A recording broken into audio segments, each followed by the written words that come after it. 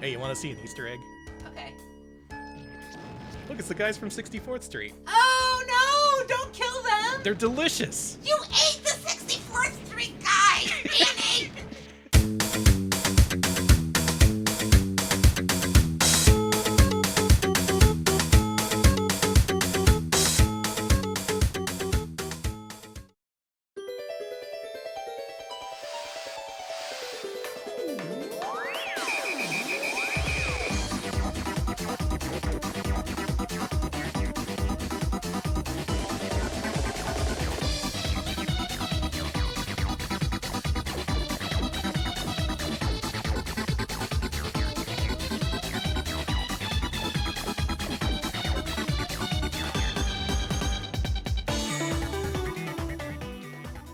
Live from Austin, Texas, but contracted out to a cheaper team in Denton. It's Retro Pals with Danny and Alex.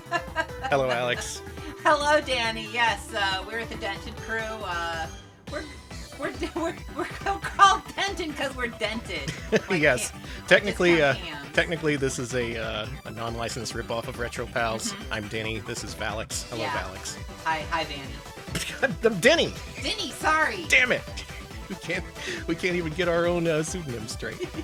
Hi everybody, it's Retro Pals. I don't know what you're gonna think of tonight's stream. I plan on going places with where we take our coverage. It's gonna cover a whole lot of territory. It's gonna enter some territory you may not be expecting. I hope it'll be entertaining though. That's above all else. I hope at least you're entertained.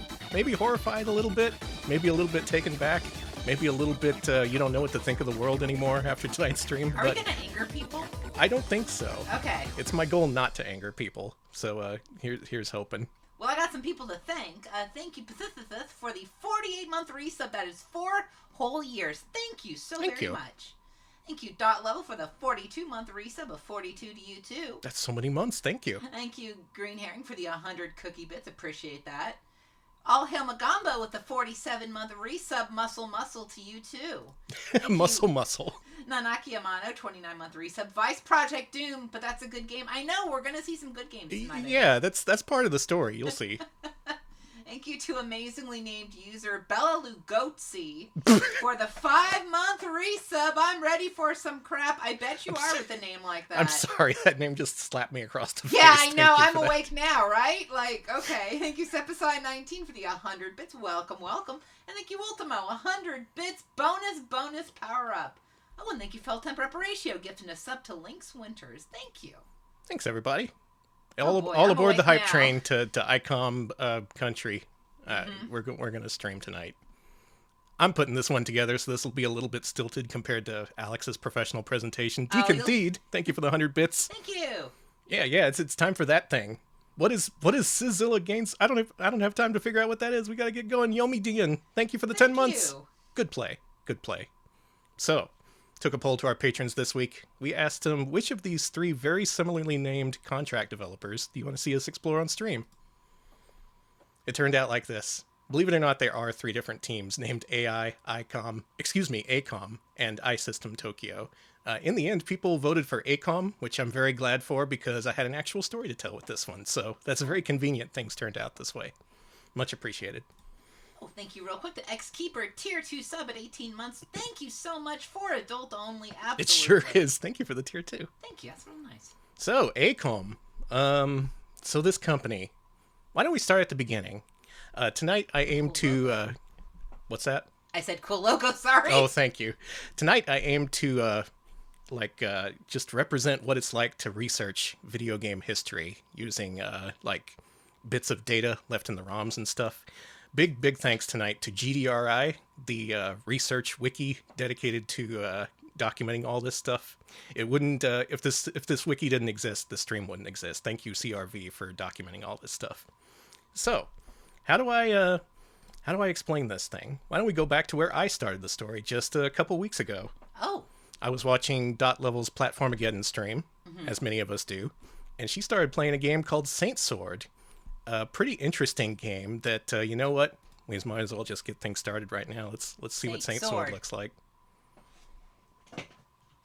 I want to get to the gameplay soon on this one. Saint Sword.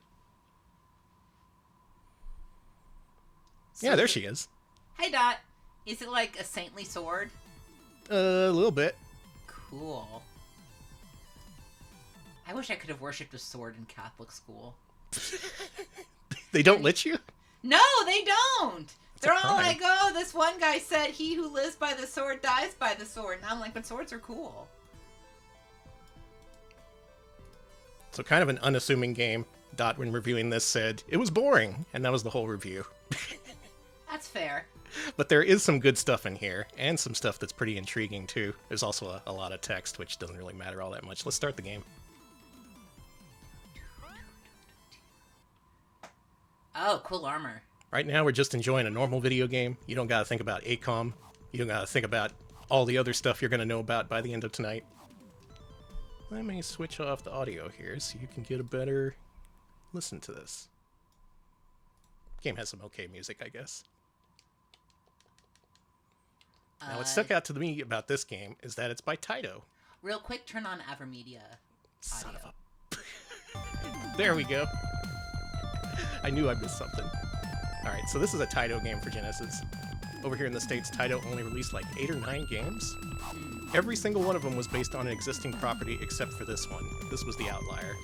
This was not based on a Taito arcade game. It wasn't really similar to anything they did at that point. It's just the dude with the sword and shield fighting skeletons and stuff. I like that. You know, normal stuff. And sometimes, as you do, you become a horse. Oh! You could even kick. I like that a lot. Oh my god, that's like the kicks that they make me do in physical therapy. No, they make me do something called donkey kicks. I have to do them at home too. Oh, nice. Yeah, if you ever see me randomly kicking like a donkey, it's because the doctor told me to. Well, this game's perfect for you then. Yeah. This game also lets you be a mer person and also some kind of bird. I forget what the bird looks like. But most people, when they think of this game and they've played it, they think of the horseman. I think of the horseman for sure. I'm the powered up horseman now. Oh my god. Now he's pink. Each level's kind of like this. You find a key, then you gotta go find the exit. Compared to other 16-bit action games like this is kind of okay. The controls are kind of stiff. The whole exploration element doesn't really work as well as they thought it would. Oh, we're gonna get to look at the wing guy now. There he is. Fly away, be free.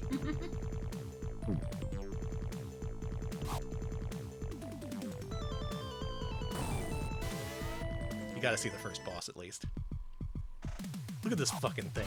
Look at this Amiga piece of shit right here. Wow! The Shadow of the Beast-ass looking thing. It is totally Psygnosis coded. Look at that. So they're drawing inspiration from a lot of sources here. The barbarian games of the Amiga, Psygnosis in particular, owing to this thing's design. I'm taking a lot of hits here, but don't worry about it. What I'm wondering is where this thing come from. Yeah. Taito didn't have any internal developers dedicated to the Mega Drive at this time. So who made this? Who could make such a work of exquisite beauty? A work featuring horsemen, angelmen, and also fishmen. Who indeed? Who indeed? So I went poking around on GDRI, and y'all can experience this too in real time. Click that link if you wanna. Okay. I'm clicking. So, that's a lot of stuff. Cyclone system. Some stuff for Famicom, some stuff for Game Boy. Scroll down to Mega Drive and you see they ported over Kadash, their action RPG for arcades, the Taito game. You can see a little bit of Kadash in this game. They also made Saint Sword. And they partnered with Sigma Protech to make, oh my god, Shadow Blasters and Zoom. Oh, wow. A pair of Genesis games that only I could love. But you look at this and you're like, what the hell is this studio? They made like half a dozen games. What's going on here? At the top, you'll notice it was founded by former AiCOM employees. And before you roast me, that is the correct way to pronounce it. Why don't we go ahead and look at the AiCOM page. Dream Harry, you're live. Thank you for the raid. Thank you. What were you up to? Hope you had a good stream. And Blab, thank you for the 34 months. So you look at the AiCOM page, and oh my god, there's so many fucking games on this thing. Famicom, Master System, Mega Drive, Neo Geo, PC Engine, for God's sake. And reading the text here on GDRI, you start to get a impression of what's going on here. The pieces of the puzzle start to settle into place. If you notice the katakana spelling, it's called AiCOM. That is katakana E and E. So it's not AiCOM, despite how it's spelled. Don't be fooled. I won't be.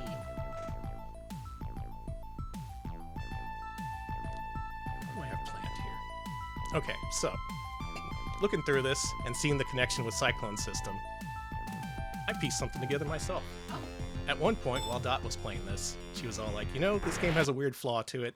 This has a thing where your sword strikes only hit one enemy at a time. They don't hit multiple enemies. That's kind of weird.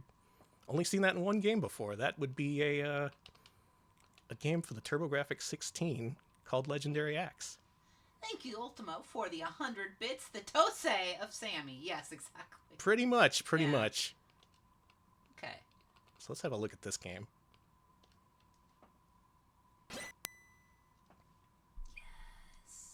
We played this one before. This was on Mascot Friday. I know Legendary Axe. What a fucking game this is. Let's play a couple minutes of it. Oh my god, this game's quiet as hell. Boost yourself, Legendary Axe. No, it's okay. Okay, that'll do.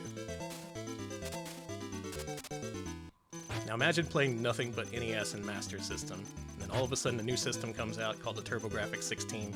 You see this, and immediately you shit your pants. You're like, oh my god, I've never seen anything like this before. This is amazing. Oh no, your pants. We all had that. We all had that experience. Seemingly came out of nowhere, and it was kind of a revelation, believe it or not. You don't hear much people talking about this nowadays, but this actually got critically acclaimed in its time. EGM, Electronic Gaming Monthly, a magazine we've read through before in the past, this was their Game of the Year for 1989. That is unheard of in an industry completely dominated by Nintendo at that time. Like, the obvious choice was to pick a NES game. But no, they went with freaking Legendary Axe, Game of the Year, above all other games for 1989. And it's not just EGM being crazy, as they are sometimes. This game's actually good, and actually was kind of a big standout when it was released. Yeah, I remember enjoying this one. Thank you, Caitlin C, for the 44-month resub. You saw this at a Canadian Radio Shack as a kid. Wonderful. Cool. Thank you, Canada. And thank you, Sneakernuts, for the 39-month resub. It is almost 4 years. Thank you so much. It's almost 4 whole years. Thank you. Yeah, thank you. So we see some similarities here. It's a side-scrolling game where you're a dude with a weapon slicing things. You're not a merman or a horse in this one. Instead, you're just a noble barbarian trying to find your girlfriend. Let's notice some of the details here. I got a power-up that lets you determine the strength of your weapon. You see that bar at the top of the screen? Every time that fills up, you get the maximum amount of power from your sword swings available to you at that time. So, like, you can rapidly swing for, like, really piddly damage. Or you can charge it up. Thank you, Cambrian, a 51-month resub. That legendary ass. Thank you. Thank you, Simon, 100 bits. PC Engine TurboGrafx 16 is great, but I don't know if it's shit your pants great. Danny C, a doctor. Look, I was thinking that. You have game-related IBS. We'll be debating this for decades, but okay. A lot of people had that experience. I'm not going to discount that. Now chat's just talking about pie ass. Okay. Good. Things are progressing. We're doing well. So you see a little bit of superficial similarity there. This was developed by AiCOM in 1988, released for PC Engine first, and then TurboGrafx later on. And Sate Sword came out many years later by a studio that spun off from AiCOM, but wasn't necessarily involved. Now what makes this difficult is that Saint Sword does not have any listed credits, unfortunately, so we can't confirm if there's any staff overlap, or if indeed they were inspired by this at all. It could have just been a coincidence. But I don't believe in coincidence. Let's dig deeper. Okay, where are we going? We're going back to the NES. Okay. Back in time. We're progressing back in terms of a hardware capability. We're devoing. We're devoing in real time. Alex, you heard of this game called Astyanax? Yes! Yes, I have! Well... Very much so. Why don't we take a look at that? Okay. That's me, Astyanax. Thank you to the Ultimo gifted 5 subs to the community. Welcome to Sub Club Mighty Mulk, Ragnar, Entropy, Sardus, that's you. Hey. And Simon. Thank you for the sub to my own channel. I appreciate it. Thank you. I get my own emotes now. I don't know how the game is pronounced. I would call it...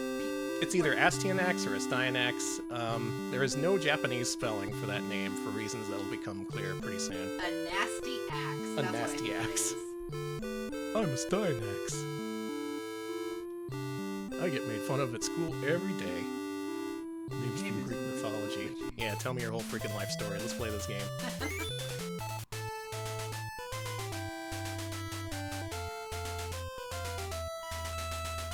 Woo! Woo!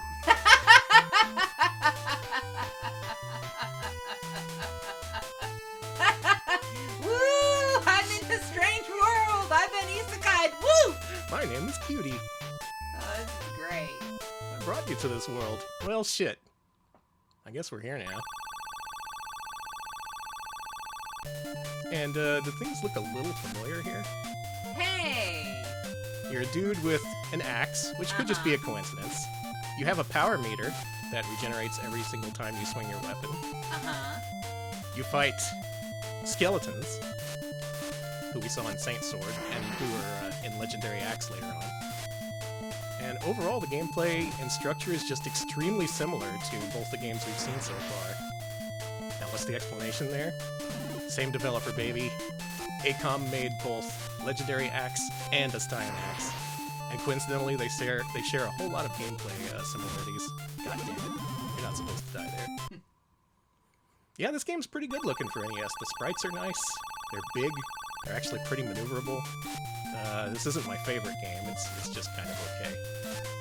But it did have a degree of popularity back in the day. I think Nintendo Power covered it. Yeah, no, I remember this getting some coverage, and I remember seeing stuff about it. Alright, Simon with 100 bits and some history. Astyanax was the son of the Trojan prince Hector, and his name means Lord of the City. I see. So we're Lord of the City. Thank you. There's some other stuff in here. You can pick up different weapons, but they function kind of the same.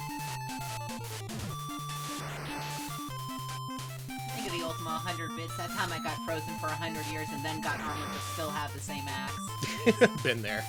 We've all been there.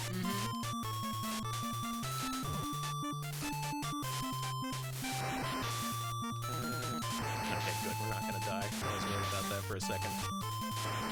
Now this game, and Legendary Axe, actually have credits associated with them, so you can actually figure out the fact that this and Legendary Axe had the same developers, the same director, the same designer.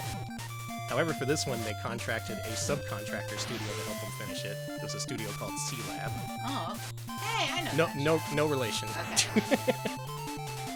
You may want to lower the mics a little bit lower. You think so? Okay. Yeah. You just turned the mic. You just turned the mic down.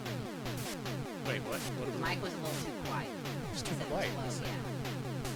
There we go. There we go. Look at this thing. It killed me. Yeah, this game's got those big bosses that need a black screen behind them because they're so huge. I can't even beat level 1 of Astyanax. What's wrong with me? My skills have left me. Well, it's hard. It is pretty hard. Yeah. But the barbarian with an axe rabbit hole doesn't end here. Oh no, it does not. There's more research to be done. And unfortunately, it's going to have to be in MAME, so give me a second here. Alright. Folks. Alex, talk about what you just seen. Well, I saw a lot of skeletons. I saw some cool axes. But most importantly, and this is very, very important, I saw a man horse.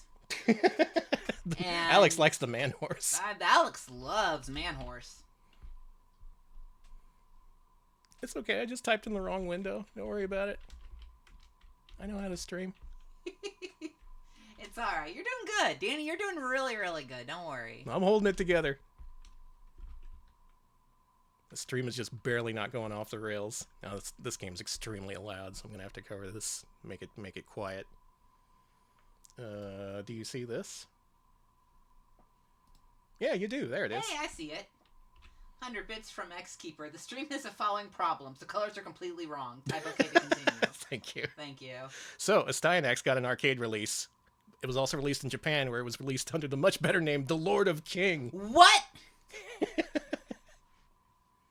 That's why there's no katakana for Astyanax, because the That's like Japanese a wisdom versions. tree game. What the hell? The Lord of King. Jesus Christ. Let the cat out. I told you this game was loud.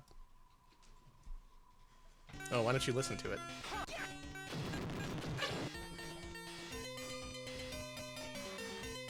Green Herring, thank you for the 100 bits. The freaking Lord of King. How do you argue with that title? How do you get a better title than that? Oh, you got your Super Mario? Well, I got the Lord of freaking King over here. Also, I'm Italian for some reason. Let's play this. Are you Italian, Phil? I guess so. I'm getting there. Is this because I made pasta last night? Whoa! Holy shit. Now that's how you start a video game. Now, despite having the exact same name as the NES and Famicom game, this in fact is a completely different game, and it was released contemporaneously with the NES and Famicom version. Actually released on the same day, I think, December in 1989? So for whatever reason, AiCOM was developing two different versions of Astyanax, one in collaboration with a subcontractor studio, and one just on its own for the arcade version. Despite the similarities, completely different games. This is more of a beat-em-up. It overwhelms you with the number of enemies on the screen. But let's notice the similarities once again. You're a dude with an axe. You got a regenerating bar that determines the strength of your strikes. Why did they remake this seemingly infinite numbers of times during the 8-bit and 16-bit era? It's like they knew they had a winning formula. They were all like, okay, we can make the perfect barbarian game. We can just get a little bit better each time. Thank you, Seraph Scheme, for the 100 bits. The Lord of King is almost as good as Saturday Night Slam Master's Japanese title, Muscle Bomber. That's pretty good. I the love body Muscle Bomber. Explosion. Thank you. 100 bits from Carmen, The Legend of Astyanax. That is one nasty axe. Legend of Nasty Axe. Most unfortunately, this game has platforming. This engine is not built for it. No. This engine is built for brawling, not so much jumping. This game's kind of neat. It has some real input delay problems. That's not the fault of MAME, it's just the game itself. Not one of my favorite brawlers, but it does exist, and it is part of a strangely connected series of games developed by AiCOM. Look at the freaking graphics in this game. You got gargoyles, you got mantises. Once again, skeletons with swords and shields. A series tradition at this point, even though it's not a series. You might notice some of the little things, too, like the enemy explosions. They explode into, like, multiple smaller explosions that are kind of circular shaped. Even the little stuff, they kept it for the later Barbarian games they made. I don't know why. Their Barbarian game formula just kept going between different publishers, trying out new things each time.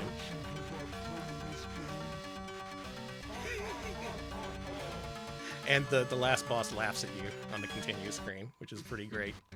I think he said, "Do you want to continue this game?" Would that get you to continue if it was Yes. you? If I got nagged into continuing, yes.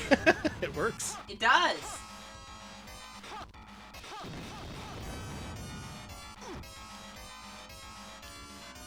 You know what? I'm cheating.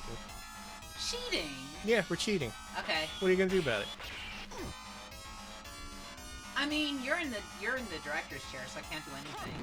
All I can do is sit here and be like Astyanax stone. Holy Yes. crap, you're really getting his ass. Some of tonight's games I'm gonna cheat through just for time's sake, so you can see a little bit more of them than you would otherwise. Look at that freaking pixel art. That is some good shit. Now, I played through this game last night to show off something. Hopefully the save states work. Yes, they do. There's a whole bunch of stages. They get really creative, like this one is an elevator. And this one should be... Oh my god, look at this. Holy look at this shit, dude. I like that. Excellent pixel art in this game. Not so much the gameplay, but man, the pixel artists really knew what they were doing. They did. Thank you, Rocket City Rando, 10-month resub. We appreciate that, thank you. And I went ahead and saved the final boss, so we can go ahead and see what he looks like. Nice, nice. Here's the strat for him.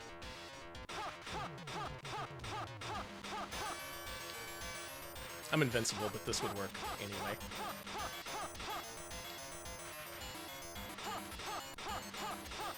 So you get all the way to the end of this game, either 1 credit clearing it, or spending many quarters, more likely. You think, oh my god, I just beat a Steinax. Cool. It's the dude with his big throne room and everything, but yeah. then you just kind of go off to, you know, the, What? the Xenomorph stage. The H. Geiger. Oh, what's that goop? I don't want to know. I don't want to know. Let's go. Let's get out of here. I guess towards the end of development, they were all like, we can't just end it like this. We gotta have a fucking Xenomorph stage. Come on. We all want this to happen, right, guys? We all want this Xenomorph stage to happen. I'm gonna go ahead and disable the cheats for reasons you'll see. Okay. Thank you for the 100 bits, Cartman. But look at this. Even for H.R. Giger ripoff art, this is so detailed and so cool looking. It's really good looking. Oh my god, I have too many lives. Let's siphon all these off. I'm gonna speed up. Never mind this. And the last boss is the alien queen, of course. It's just... So you remember the game over screen where the last boss was taunting you? Yeah. If you die here, you get the game over, the continue screen, but the guy's not there anymore. That's good. It's just like, this is the new game now. This is the new final boss. It's now a game about Xenomorphs, sorry. Turn those cheats back on so we can beat this. It's such a great little detail. Like, what happened in the designing room there? They were just like, that's not satisfying, beating up a giant dude at the end. We could do so much better, man. We gotta put in the freaking Xenomorphs.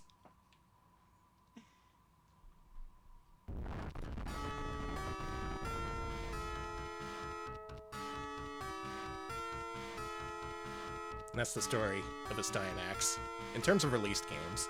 So what do we got here? We got Saint Sword, which is maybe loosely based on the formula, but by a spin-off company, so maybe not. It could have shared developers, but we don't know because there's no credits in the game. It seems pretty likely, though, given the number of similarities. However, Legendary Axe and the 2 different versions of a Steinax, those 2 are definitely linked. They were both developed by AiCOM. They had the same staff, same director, same designer. So those are definitely linked. Whether Saint Sword is part of this series, that's up for you to decide.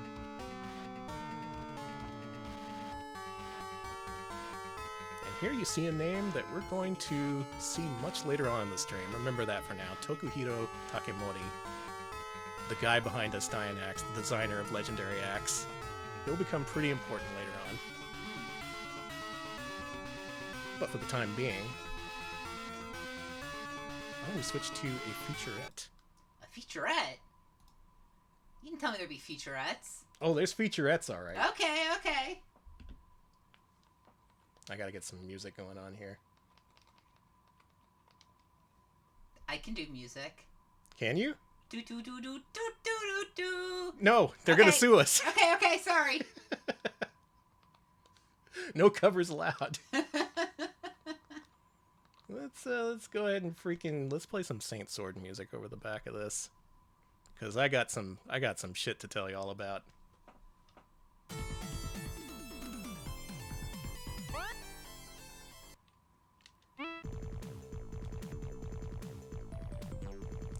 Okay, the story doesn't end there, as far as barbarians, as far as Steinax, as far as the Lord of Kings is concerned. Because there was going to be another barbarian game very similar to Legendary Axe, very similar to Saint Sword and the Lord of King. This was a game called Dando. Dando, what? It was going to be by AiCOM. It was going to be published by Treco, as you see on here, which was the US subsidiary for Sammy. What's Sammy doing here, I wonder? Coming soon to your Genesis, A Quest of Steel, Sweat, and Guts. Game takes place on a faraway planet. You're a dude with a sword and some shit. Dando.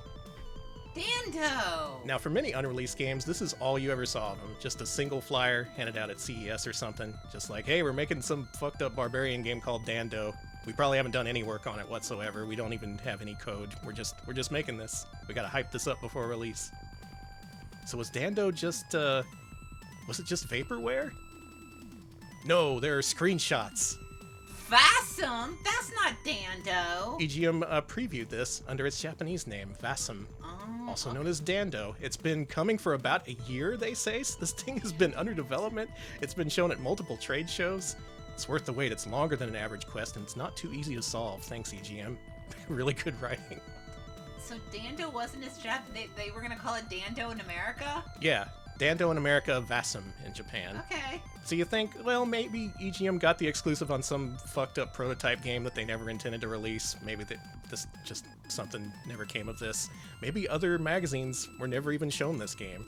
Incorrect. Video Games and Computer Entertainment magazine also previewed Dando. They confirm many of the details. And slowly, if you look at those screenshots, you start to see a game that looks very familiar indeed. EGM previewed this again. This has an overhead view RPG-style exploration screen. And if you look at your dude's, if you look at his posture in that screenshot, what does that look like? That's like traced over the legendary axe sprite. That is literally just the same dude. Hey, yeah, what the hell? Beautiful graphics and sound effects enhance this interesting action role-playing game. Interesting is all you can say about it. EGM covers it yet again, Dando by Treco. Something about a peaceful planet, something about a dude. Let's go ahead and zoom in on this. Whoops. Hang on. I'm dealing with multiple images here. There we go. Let's have a look at these screens. Look at that, they got a US version title screen in there, Dando. And not only that, it's in English.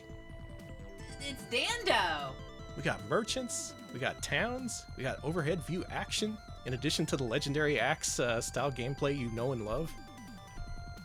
What the fuck, guys? Why didn't you release Dando? You released fucking Street Smart and not this? What the hell's wrong with you? Justice for Dando. Justice for Dando.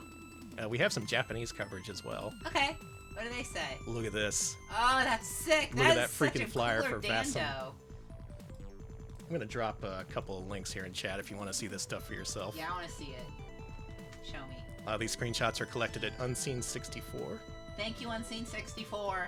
And some exclusive scans were made by friend of the show, Chris Covell.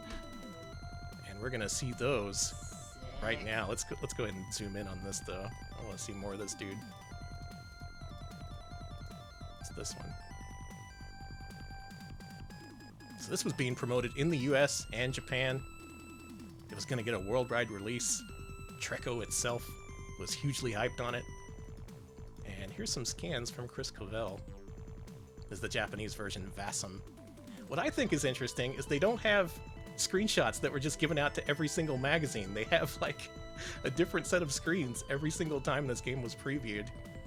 This shot here looks like something straight out of the Legendary Axe. It's just with an experience system and gold and shit.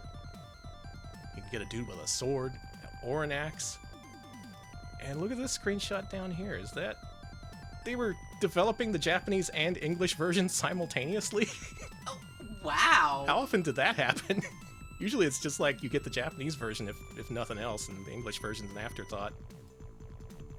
And finally, here's one final preview of Vasum before it disappeared into the ether, never to be seen again. Damn. Why don't we enjoy this? Look at that! It's got the circular explosions from Legendary Axe. Hey! It's got plant life you fight. It's got some kind of goblin creatures. Before we saw skeletons. This is essentially the ultimate version of Legendary Axe. It was being developed for more than a year. They put everything they had into this thing, and then it just never came out. Heavily advertised in the US and Japan. Poor Dando, aka Vasum, just did not make it to market. Look at those freaking items. What do we got here? Yeah, I thought this was going to be the Zelda 2 of Legendary Axe. Yeah, exactly. Look at this. You got, like, potions and shit. Armor, swords, shields. It was going to be the whole thing. If Legendary Axe was an action RPG, it was going to be Dando. But unfortunately, it was not to be. So this is me standing on my soapbox. Last time I got up here, I was begging for the release of Sega CD Side Pocket. I'm up here begging again. Please, if anyone has Dando, aka Vasum, please dump it and share it with us. The Legendary Axe fan community. We're dying to see this. Hashtag free Dando. Free Dando. Justice for Dando. Justice for Dando. Free Dando. All right, that's my Dando sidebar. I hope you liked it. I did. Thank you for all the Dando info. Thank you, Simon. 100 bits. You're watching the Retro Paldos with Dando and Alex Doe. Let's get him on the show. Figure out what happened. Dando. All right, let's bring back that capture device because we got some other stuff to cover. Do you remember C-Lab, the company that partnered with AiCOM to develop Astyanax for NES? They partnered for one other game that's pretty interesting on NES. Let's go ahead and check that out. Dando? It's You're never going to be able to stop thinking about Dando, right? Will you? I'm obsessed. I'm Dando pilled. I got Dando on the brain. So C-Lab and AiCOM teamed up to develop another game for Jalico. This one is called Totally Rad. What?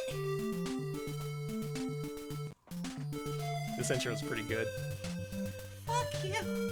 I didn't know they'd bring Totally Rad into this. Yep, you didn't think Totally Rad would be Oh involved. my god. But totally the same dudes who did Astyanax for NES. Thank you for the 25 bits chip on chips and Dandy to you too, yeah. Danny, it's Totally Rad. It is. It's got Totally Rad magic. He thinks I have gnarly potential. I love this localization. He's totally decent. Yeah, I'd fuck him. Then title drop. That's how it begins. Such a good game. I love Totally Rad so much. The game very much of its time, informed by slang. That's me. The Japanese version of this is totally different. It's called Magic John and has a completely different plot with none of the surferisms. So you definitely want to play the US version. So while we watch this intro, why don't we talk about AiCOM's role as a co-developer? Oh, okay. They made a whole bunch of Mega Drive games in addition to Dando, but unfortunately most of those were subcontracted to other developers, so I'm not going to cover those tonight. Cyclone Systems ported Kadash. That likely led to their work with Saint Sword. Like I said, they also worked with Sigma Protect to make Shadow Blasters and Zoom. AiCOM and ALU co-developed Fighting Masters for Sega Genesis, a game where if you've heard of it, you definitely love it. This is one of the best fighters I've ever played in my life. Definitely play Fighting Masters. And now we're on to the C-Lab connection with Totally Rad. If you want to learn more, go to the GDRI page. Oh yeah, okay. Wait, hang on. This one, right? Yeah. Good. Now, if you were asking me, if you asked me if this was a cheapo subcontracted game between two extremely cheap contractor developers, I'd say no, this looks pretty professional. It's got the parallax, it's got decent gameplay. And it's fun. But like so many other NES games, this was just secretly developed under contract. I think there's hidden credits in this that Jalico didn't see, like it's accessible with a hidden code, and nobody really knew about it for many years.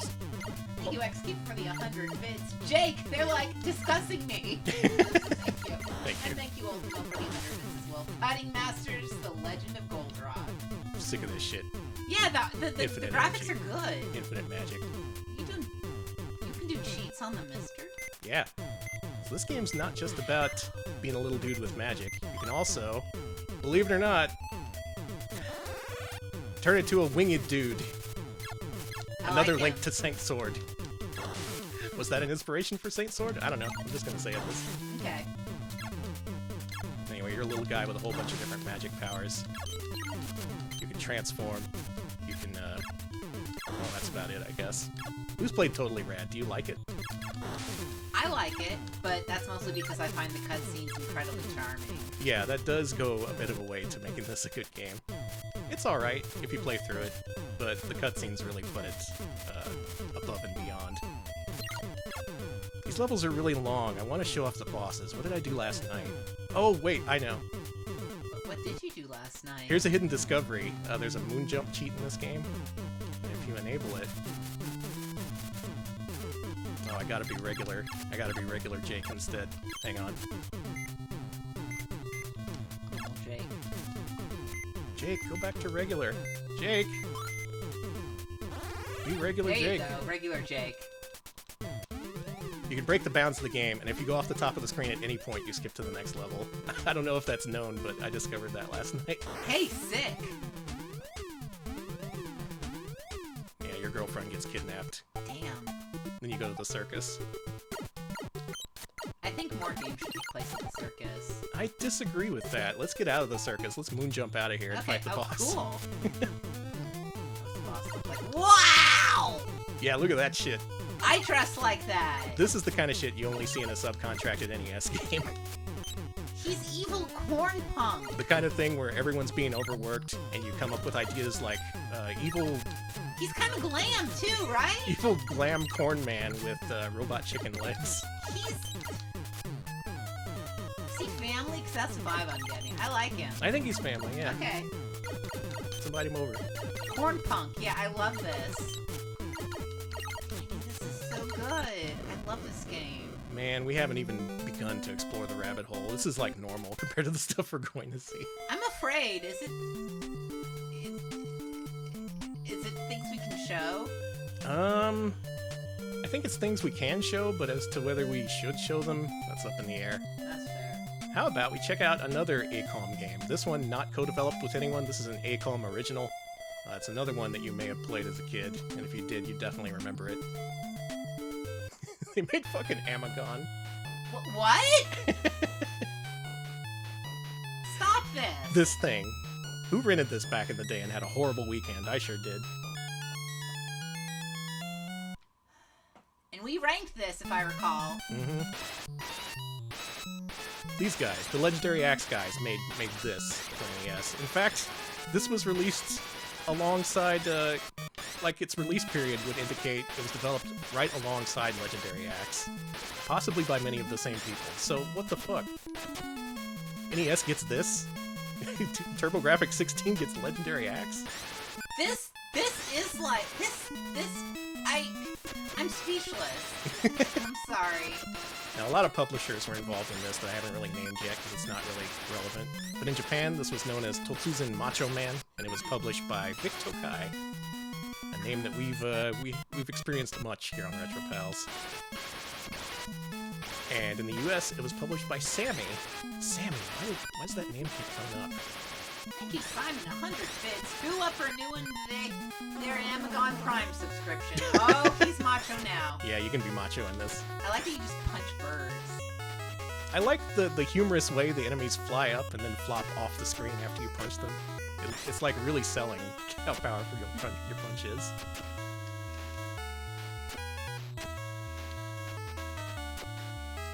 Maybe NEC/Hudson gave them more budget and more time to make Legendary Axe, while Vic Tokai was, well, you know, Vic Tokai, so they gave him like $5 and a chicken sandwich to make this.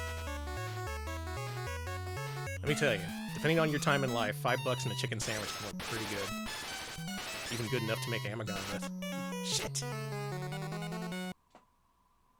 Now, just a couple years later, the same team, many of the same people who made Amagon, would make another game for Sammy. Sammy looked at Amagon and was like, you know, that's pretty good, why don't you make another game for us? I don't know why they said that, but that's what happened. And the game they made was a game called Vice Project Doom. Okay. You remember this one? Yes, I do. Not very similar to the other ones. There's no muscly Axemen in Vice Project Doom. This might be a muscly Axeman, you don't know that. This one is now, yeah, it's on the Switch now. If you have the NES Online service, you can play this. It's got story, it's got cutscenes inspired by Ninja Gaiden. Yeah, let's go ahead and go to this first level. It starts off with a Spy Hunter-like level for some reason. I guess they thought this was something people wanted. It's not bad, it's just kind of weird that it's in here. Just a bit. I like this game. This is really good. Yeah, but where are the axes? Where are the horses? Well, not all their games could have horsemen and axemen. Well, why not? Why couldn't their thing be axemen? Just, you know, barbarian core. Maybe that's what they were aiming towards, and maybe something happened that prevented that glorious future from happening. Oh no, I hope that the barbarian people didn't, like, have problems. Have problems? I don't know, you know. You make it sound like they all got diarrhea or something. What is it with diarrhea and this stream? Anyways, I don't know. Thank you, Green Herring 100 bit. The Japanese version of this game had cover art traced over a still from Die Hard 2. I remember that, yes. Oh yeah, Japanese version called Gun Deck for some reason. Good name. You look at this and you think this isn't very similar to AiCOM's previous games, but then you get past the first level and it's just this. It's just an excellent Ninja Gaiden style game. with fantastic gameplay and some really good graphics. I will say this. You are muscly. Mm-hmm. I take back, that I was worried you wouldn't be muscly, but you are shirtless, and that's pretty good. You're pretty muscular in this. Mm-hmm. You got a bunch of different weapons. The gameplay is very smooth and actually quite nice.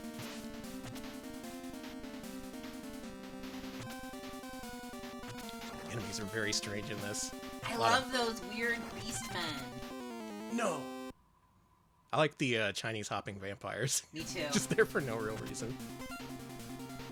Oh, you also get a gun. So we've seen many platformers from these guys. God damn it, I am the worst. We're gonna get past this level. We've seen a bunch of different platformers from these guys, so you may be led into thinking, you know what, maybe AiCOM found their niche. Maybe they're just gonna make subcontracted platformers from a bunch of different publishers. They kind of did for Sammy, but they didn't really do that for any other developer. However, they did work extensively with other developers in other genres that we're about to see here in a second. But in my mind, this is their expertise, the barbarian / side-scrolling action genre, the action platformer. They made some really, really good ones. Kind of rich from the Ultimo. It is no Secret Ties, yeah, but it's pretty good. God, Secret Ties. Shame that didn't get released. You also have these bombs, which are stolen straight from Ninja Spirit. Whatever. It's a good idea. Put some bombs in your game. Did he just throw a steel... They're just throwing a steel beam at you! Believe it or not, that's kind of a hardware miracle what he's doing right now. He's using the background layer to show really big sprites being thrown at me. So they had some ingenuity with the hardware too. They weren't just like shitting out some generic platformer. They cared. They gave a shit. Cool Wolfman, though, I will say that. No, Cool. no Horseman, but a Wolfman, so, Alright, so, I've alluded to this. Do you want to know what their real realm of expertise was? Is it normal? Please say normal. Well, let me take you back in time just a little bit. The year is 1987. Uh-huh. This has nothing to do with AiCOM right now. Alright. Something happened in 1987. Konami released a game called, yeah, that's what it's called. This one. It was a basketball game with cutscenes. It shows close-ups of dudes dunking the ball. It was amazing at the time. Seeing this shit in 1987, oh my god, it's just 4 frames of animation, but it's so good. That is pretty sick. And the actual game, oh, we have to listen to the national anthem, I guess. Everybody salute your screen. Mm-hmm. Or your shorts if needed. Yeah, salute your shorts. There's a much better version of this in the arcade version, as featured on BBH's stream. Yeah, everyone salute. 07s all around. Yeah, Code Man, I heard about that. They reversed a bit or something on the sample, so that's why it sounds like it's saying bubble blurple.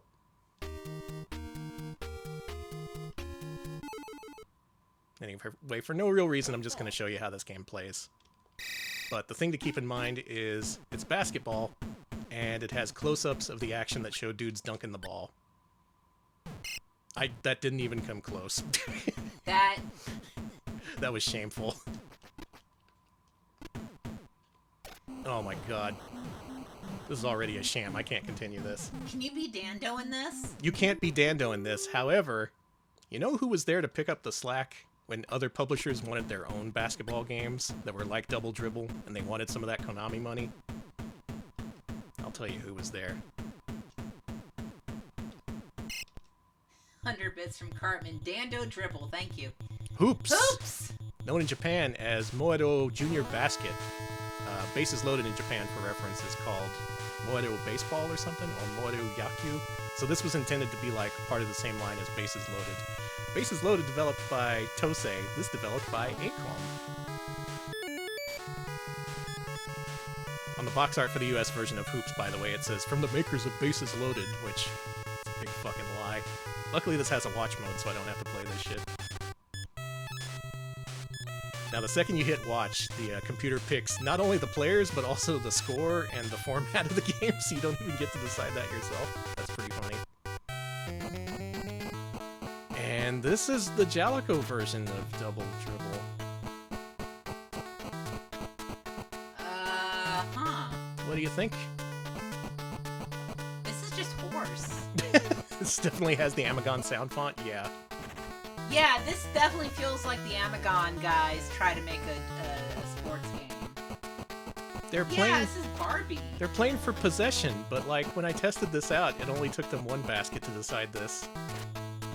Are we just gonna be here forever, watching the computer shoot hoops?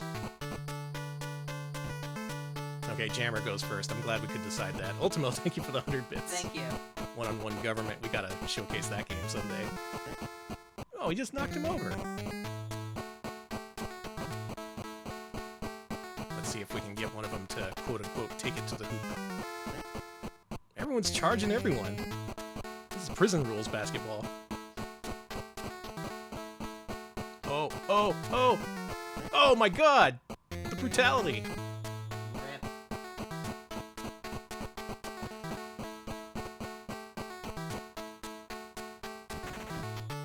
Terrible shot. Out of bounds. You guys suck. You guys fucking suck. Do the thing. I'm intending to show off this game's similarity to Double Dribble when it comes to the dunk animations, but the computer is not. It's just fucking around. I'm sorry the computer is messing with you. It knows you're streaming. No, I'll just do a jump shot that misses instead of the cool dunk animation that Danny wants to see. If I have to take control of this game, so help me God. AiCOM, you are in so much trouble. Come on, dunk on him. Don't run away! Guys. You're never gonna make the senior basket league if you keep this up. Okay, one of them finally scored, but... the basketball segment of tonight's program was intended to be very short. Yourself, you stupid asshole. I'll play your fucking game. Excuse me. You okay? Yeah, I'm fine. It's just AiCOM trying to hijack tonight's show from me. I'll dunk the damn ball myself if I got it. Okay, there you go. You get the basket, I don't care. Oh my god, dude. There, I get the basket. Okay, now miss so I can go ahead and get the ball. Absolute dipshit. Thank you, Kate Plays, for the raid. We are going through the wild, wild world of AiCOM. How do we had this? AiCOM. AiCOM. Thank you for the raid. What were you up to? Hope you had a good stream. We're covering a bunch of subcontracted games for NES and other systems, all made by the same developer, but secretly. Alright, Jammer goes first. Jammer, I'm just gonna let you dunk the ball. Dunk the ball. There! No! We seen it! I wonder where they got that from. So you can see the clear inspiration after many, many minutes of gameplay. Yeah, Double Dribble is what they wanted to make. You know who else wanted a Double Dribble style game? Taito. In Japan, they released a game called Taito Basketball. Over here, it was called Ultimate Basketball. Taito had nothing to do with it. This was pure AiCOM all the way. Oh, over here, it got published by American Sammy. Boy, there's that name again. Sammy, right on the title screen. Sammy's coming up a lot. Let's watch a game. Alright. The New York Powers! Look at these teams. Two of these teams are directly pitted against each other. The New York Powers and the Detroit Unions. I like the Unions and the Power. One is a fist punching up and the other is a fist punching down. I like the Detroit Unions so much. All right. I remember this. We're gonna put the Unions against the Powers. Let's see who wins. Alright.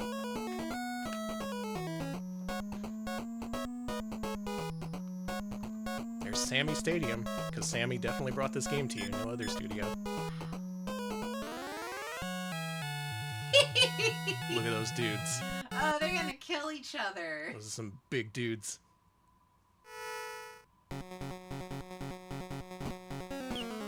Now, compared to Hoops, this is much more like Double Dribble. It has the 5-on-5 format. It's sideways facing. And the action is very similar. You got shoot, you got steal, and that's about it, because it's just 8-bit. And so help me God, if they spend the whole time charging each other instead of dunking the ball, like we do in our regular God-fearing basketball down They here. keep charging! I thought tonight's stream would be easier because I could just hit watch mode on these basketball games. Instead, no, they're trying to play a real game of basketball out here. Oh my god. Please. Please just shoot the ball. Honey, they can't stop charging. Oh! Okay. Alright, so free throws also get a... Good job! You guys suck! You guys suck complete ass! Well, suffice to say, this is basketball with cutaway cutscenes with big dudes traveling across the screen. Very impressive. This is what you wanted to see in an 8-bit basketball game. Alright, so AiCOM carved out a little niche for themselves on the Famicom with their basketball games. You know what? That makes sense. Double Dribble was popular. There was no other competition. And there was not like any of the main developers, Capcom, Konami, had an internal team to actually, you know, make new basketball games after that. So why not capitalize? You want to see some stuff AiCOM made for the Sega Master System? Yeah.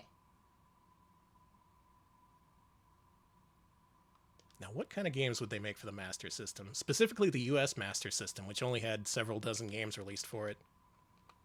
How about a game called, I don't know, Great Basketball?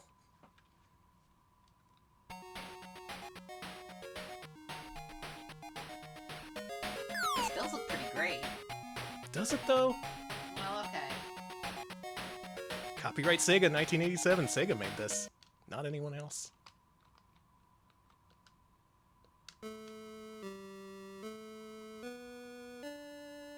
I think this has national anthems in it. That's something. Japan versus Canada, the match of the millennium. Excuse me, the millennium. Better than just okay basketball. It's got some voices in it. It's got a bunch of little dudes playing basketball. Folks, I think this is a basketball game. Unfortunately, for whatever reason, they didn't include the double dribble style cutaways in this. Where was that ball being thrown? Do y'all know how to play basketball? No. Are these just like first timers? Oh boy, here we go. Here comes all the charging violations.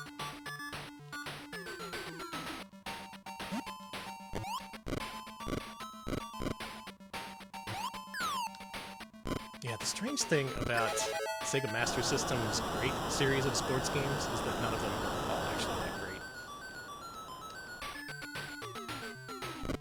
Go fuckball! If only they called it fuckball. I think this would have sold more. Thank you, George Bush 420 plays it. Thank you. I think that was a good shot. Yeah, not much to see here without the cutaways. However, they did make another basketball game for Sega Master System. This one only released in Europe for some reason. Master System had a much longer lifespan in Europe compared to Japan and the US, so that explains that. That doesn't really explain why we got Basketball Nightmare, though.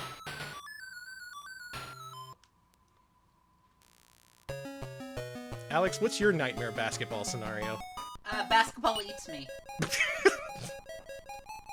You were ready with that. Yeah. Well, US and Japan didn't get this. Only Europe got this game. Now, what does Europe want to see in a basketball game? It's a game where a bunch of human players compete against various yokai. Match 1, you face off against a bunch of werewolves in the woods. And there's double dribble style cutaways. Oh, yeah!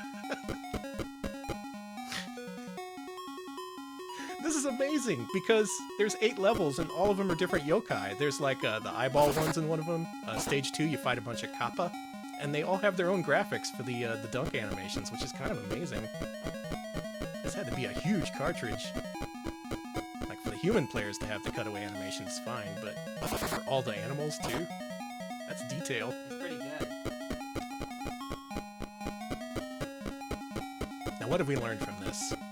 AiCOM specialized in basketball games, needing to fill a market niche. I don't know about this niche. Was there a monster basketball niche that needed to be filled? Yes. Okay, well there you go. I want it. Alex wanted it, so it happened. The animations are so good. The pixel art in this is just exquisite. It has no reason to be either. It's just, it's a basketball nightmare.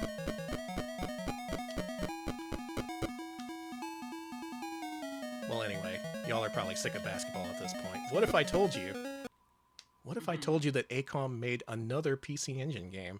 Not just Legendary Axe, they made a second one. Is it more basketball? And what if I told you this got released in the US? One of the few TurboGrafx 16 games to get released compared to just PC Engine exclusives. Are you excited? I'm very excited. You should be. Because the second and final game AiCOM released here in the States for the TurboGrafx 16 was taking it to the hoop. Hey, they're back! Hey, Rolo, get out of here! We're trying to watch the game. Taking it to the hoop. And look at that, they get a title screen credit. This is the first time we've seen AiCOM credited by name. After, like, what, a dozen games? Alright, y'all, can you play a normal game of basketball without my interference?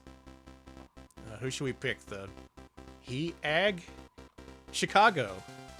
That's what that says. Alright, Honolulu versus He-Ag.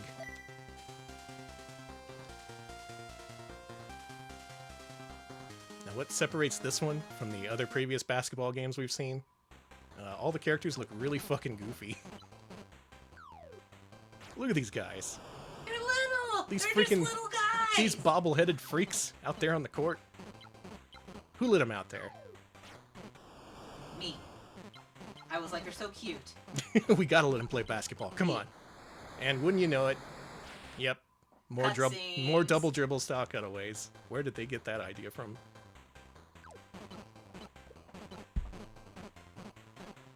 I think this is the best basketball game on PC Engine. That's kind of horrible to say, but I can't think of a better one. This one at least looks good. Looks good. And it's like not like Konami was going to make a basketball game for this thing. Okay, so I have another story to tell you. We've moved on from PC Engine. But we've talked about Mega Drive, the system that would have held Dando, the system that hosted Saint Sword. There is another AiCOM game released for the Mega Drive. What could it be? The best system ever made, with the best Barbarian game developer ever to exist, on the Genesis? Hey, Main Dog, welcome. You haven't missed everything. I'm heading towards something. I'm building up to something here. Now, what game could they have released for the Sega Genesis here in the US? Of course, Pat Riley Basketball. What?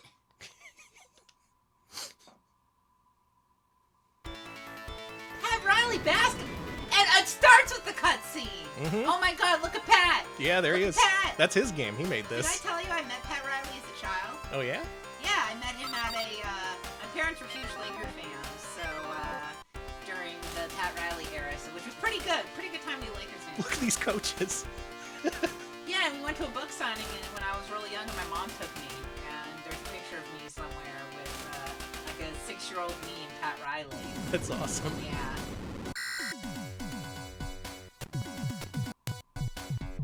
Thank you, Simon, for the 100 bits. It's a sports game. Rat Riley Basketball. I think that could work. I think this could be something. And what you see here is the same basketball game that they made at least 5 or 6 fucking times on other systems. Actually, very similar to taking it to the hoop. What are they doing? And in fact, this is not a particularly good-looking Sega Genesis game, even compared to sports games of its time. EA would make, like, better basketball games almost instantly. And then NBA Jam came out. No one had time for Pat Riley. Go to the well until it runs dry. That is that is their guiding principle over at AiCOM.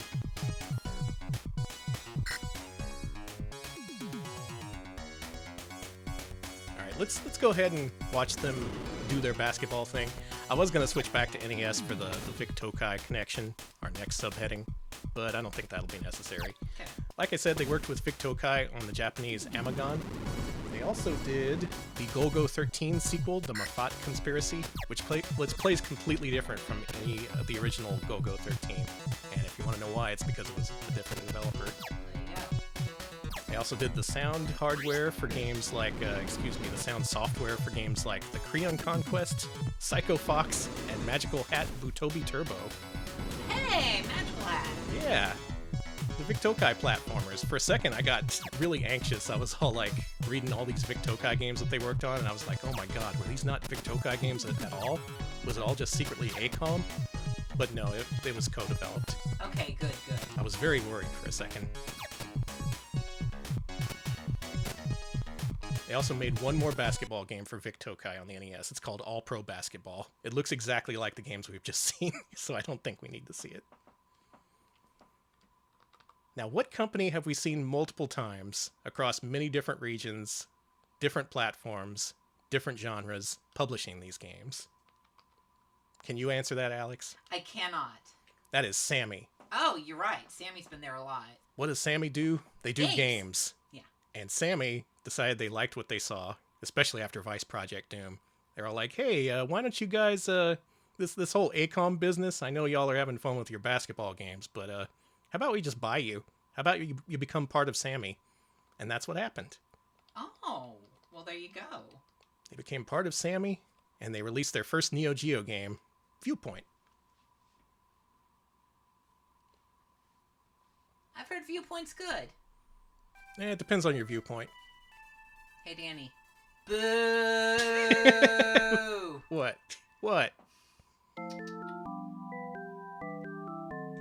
And there they are. Your pals and mine, Sammy.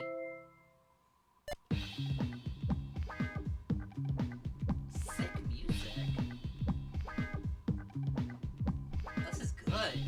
Yeah, bangers inbound.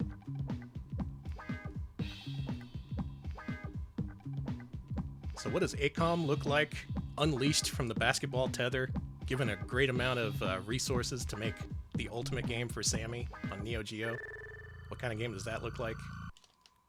It looks like this. 1, 2, 3, 4,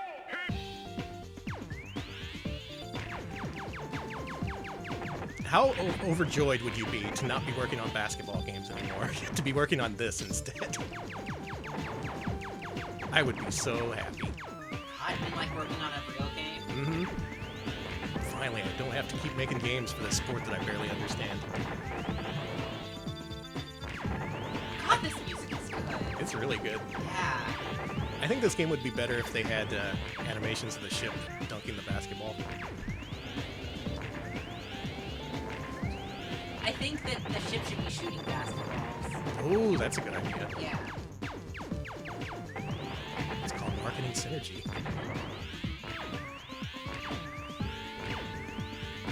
This game here, 1992, just barely a few months after Vice Project Doom. Sammy scooped him up quick.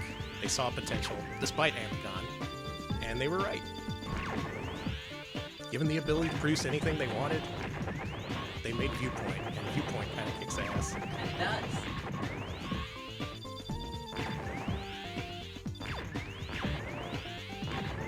I'm just having fun not playing a basketball game. Don't make me play more basketball games. I'm done with those. No more basketball? No more basketball. Ratsketball. Now that's a game. That's what we need. That's what we need more of. God, this is so good. What the fuck? Yeah, it uses. Sorry for just being like, what the fuck? It uses the fact that the Neo Geo had huge cartridge sizes, like it had a huge amount of ROM space, theoretically unlimited amount of it. So they used a whole bunch of CG pre-rendered graphics, which take up a lot of ROM space traditionally. And I blew up. March is over, and with it, the madness. They were gripped by March Madness for a few years there. 1, 2, 3, 4, hit! It's not just a name, it's a real thing. It can affect your contract developer.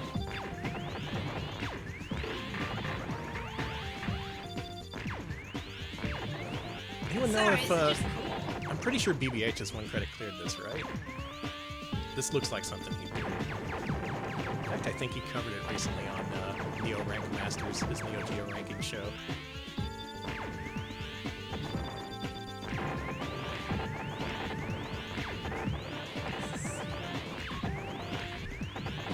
Yep, he has. Okay. Of course. Mr. 601 cc's or whatever it is now. Jealous. Might be seeing another one of his favorites before we're done tonight. Okay, so I could play this forever, but Viewpoint is great. It came out at a really good time. It was really visually impressive, and the gameplay's good too. Oh, not to mention the music. Good music. Now, where do we go from here? Well, AiCOM kind of sat dormant for a few years there before they made their next Neo Geo game. But it was a good one. 1, 2, 3, 4, hit! Polestar. Polestar. Yeah, Mortal Kombat. They made Mortal Kombat. Good thinking, guys. I'm glad someone created Mortal Kombat. Someone needed to. What would society be without Mortal Kombat? Much worse. Well, look, Oh, after they all got a these logo! years, they finally have a logo. They weren't even credited in Viewpoint. You had to beat the game to get the AiCOM credits. Look at this animation. This is amazing looking.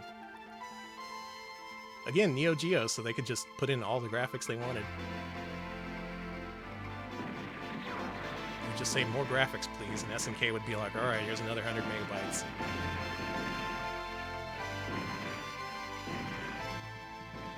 Let's play a little bit of this. Now this is essentially Viewpoint from a side view, which is R-Type when it comes down to it. It's a Fujita soundtrack. Wow. I know that name.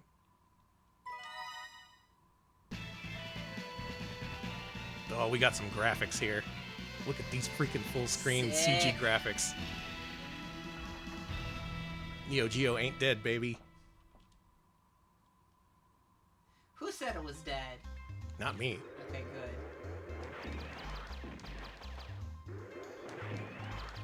So, from Ultimate Basketball, from Amagon, from Legendary Axe, it all comes down to this, Polestar. Incredible looking game. Neo Geo had a few shooters on it, but man, this one's a pretty good one.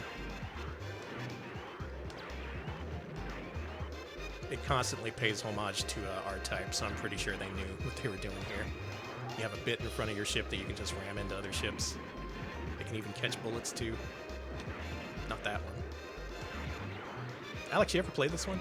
No, but it looks good.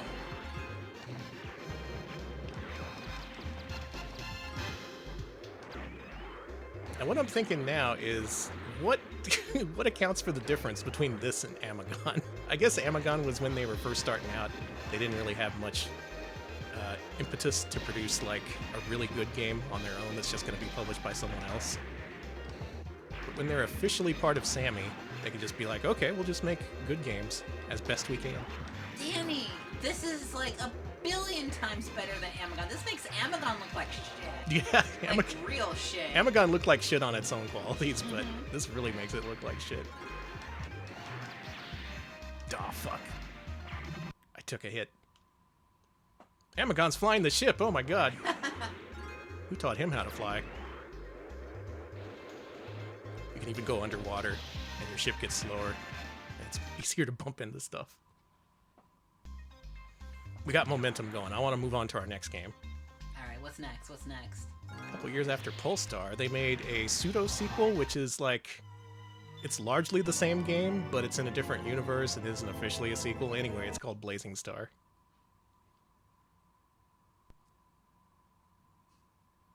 This game gets very hateful. BBH would know. I'm sure all the games we're going to show over the next few minutes, BBH's one credit cleared all of these. Now, Blazing Star, I like this game. They had this in the mall arcade near UT. And at this point, AiCOM was no more. The company had been fully absorbed into Sammy, but some of the original developers got together and, they were like, what's stopping us from just making a new company and doing some more shit? So they became Yume Kobo.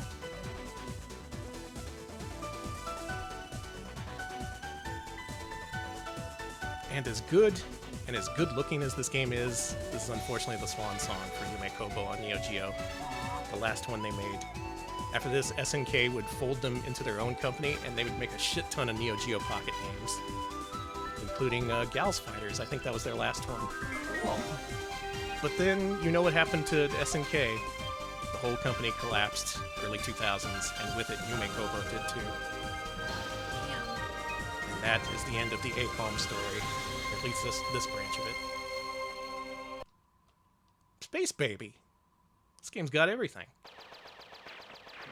Yeah, I want to watch this anime too.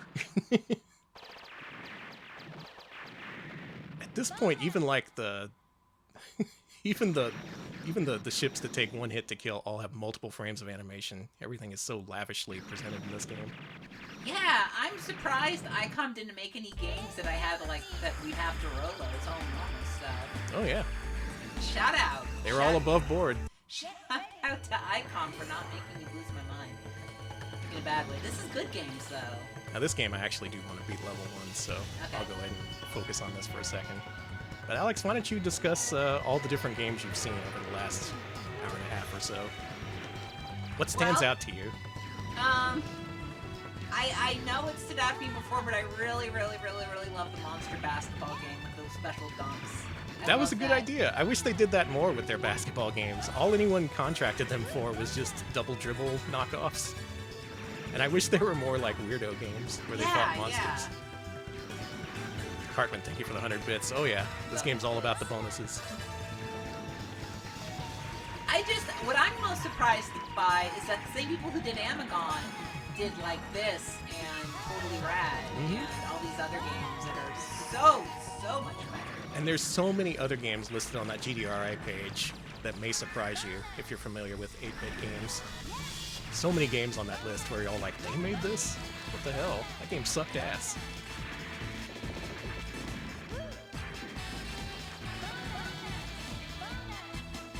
Bonus.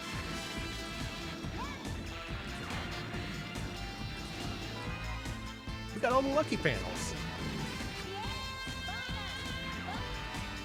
I like this game because of the combo system. You can just unleash like a torrent. You just get huge combos. The big one's closing in. Yeah, AB Cop, you heard of that one? I'm not going to cover that tonight, but man, that's an interesting game. They did a whole bunch of arcade games with Sega. They did an unreleased game called Megumi Rescue, which later got remade on the Famicom by AiCOM. It's called Flying Hero. Lots of stuff like that.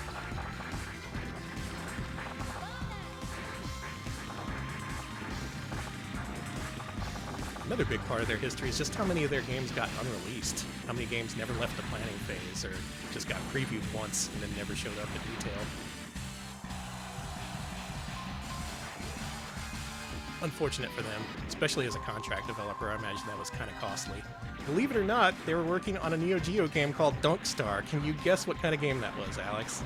I'm gonna say... Let me think. Basketball. Yeah, it was basketball. They were going to make a Neo Geo basketball game. Because you can't have enough basketball. You just can't.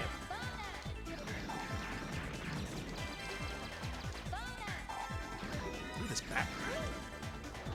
Those freaking Neo Geo graphics, man.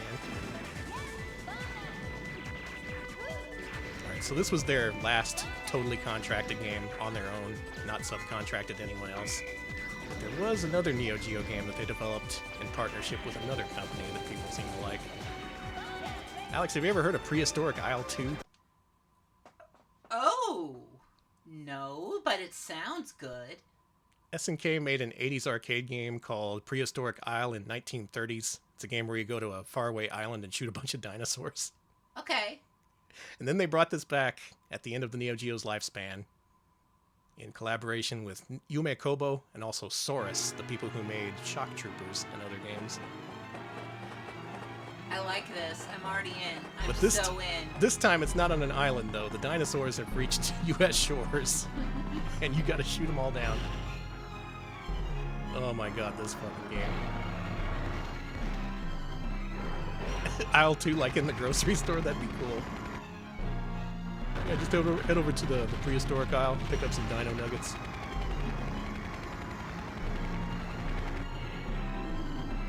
Essentially, yeah, it's the Jurassic World to Prehistoric Isles 1. It's Jurassic Park. It's a really goofy introduction.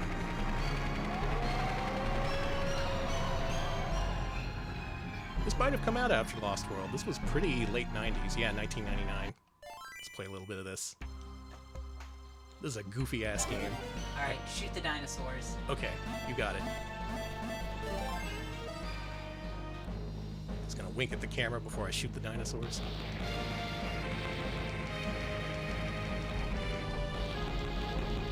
Look at the dinos in this game.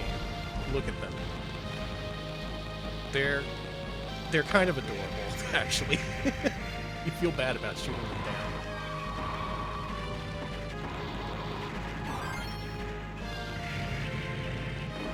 Love those pre-rendered graphics. If you go too low, they start running along the ground. Otherwise, you can just lift them up. Take them for a ride. It's so cool looking. Ooh, I love them. Oh, they're such good little freaks.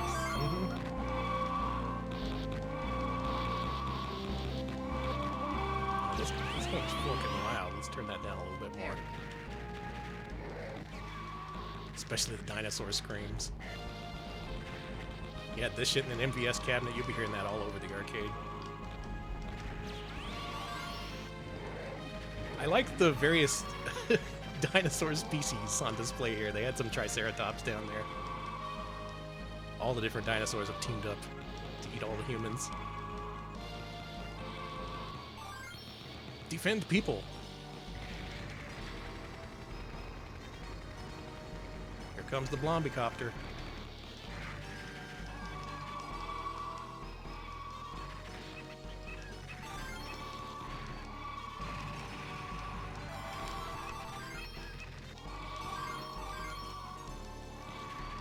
Did we get them all? We did. Hop on. Y'all can take a ride. You don't need to be in the rescue helicopter. Alex, would you do this? Would I get in the helicopter? Would you hang from the rope beneath a helicopter? Yes. Oh, okay. And like shoot some dinosaurs? Yeah. Always. Can you help? That'd be great. I'd love to help. Let me get in there.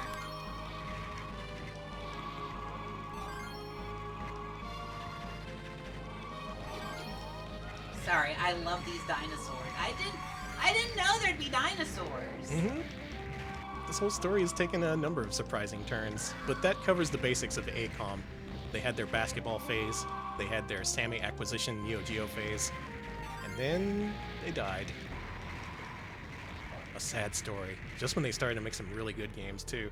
Even their Neo Geo Pocket games are all really good too. They knew what they were doing at this point in time.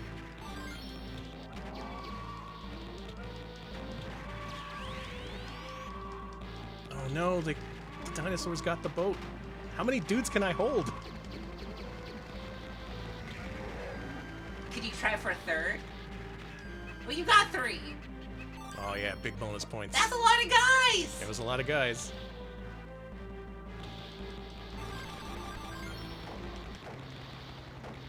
Thanks for the help, buddies.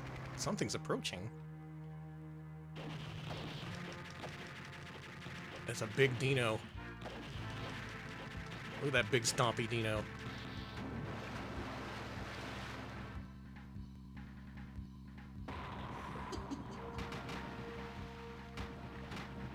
He fell on his head. Oh no, he's got a concussion. Don't hurt him.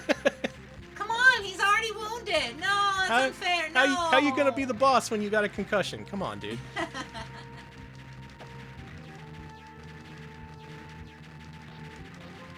But I think your takeaway here is AiCOM had a really, really dedicated niche in the 8-bit and 16-bit eras, and then when they were acquired by Sammy, they made some of their best stuff before immediately dying. It makes you think, though, like, what if history was different for them? What if, say, the developer and director of Legendary Axe and Astain Axe had split off from the company and make his own company? Oh, what? What would that be like? Wouldn't that be funny? Did they? Did they do this? Alex, that's exactly what happened. Yes! After making Astain Axe, after making Legendary Axe, that dude I mentioned before, dude by the name of Tokuhiro Takemori, ended up splitting off from AiCOM and made his own company.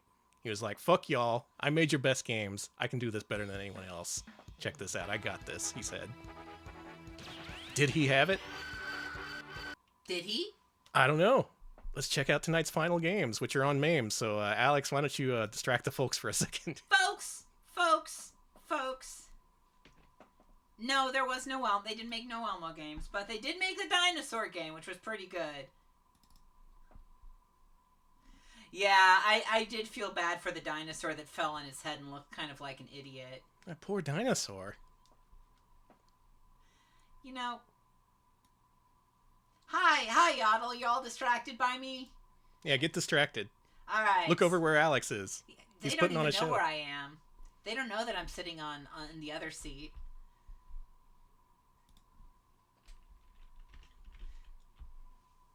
All right, Danny, what games do we have up next? Oh, we got 100 bits from the 1,000 bits. Holy shit! Thank you, the Ultimo Pyomotor Unitron 2. Thank That was you. a really good Neo Geo Pocket game. That Thank you, was. Ultimo. So, you can look at Mr. Takamori's resume here at Moby Games. You can see that he made... Let's go over this in real time, why don't we? Okay. So, actually, I didn't mention this, but AiCOM partnered with Hudson to make Robo Warrior, which is kind of a weird Bomberman spinoff for NES. Takamori was in charge of that as a game designer.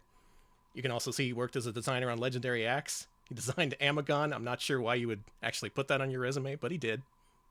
He produced and directed Arcade Astyanax, Lord of King, that game. And he was a tester on Mafat Conspiracy. So he was big with AiCOM up until, what is that, 88? Maybe 89? Mm-hmm. And then, at that point, he split off from AiCOM, and he went to Jalico. He was like, Jalico, you know what I did with Astyanax? You know the Lord of King? That was me. I made that with AiCOM.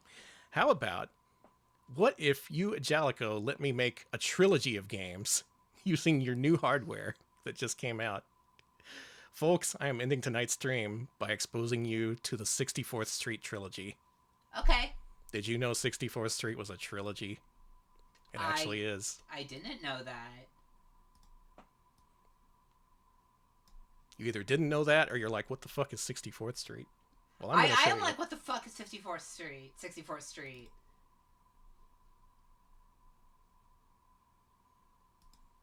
This is what you get when you're unleashed from AiCOM, the subcontractor hell that you were a part of. You're part of Jalico now. You get full creative freedom. You get brand new arcade hardware to mess with. And that's what he did. He made a trilogy of games, starting with this one, 64th Street.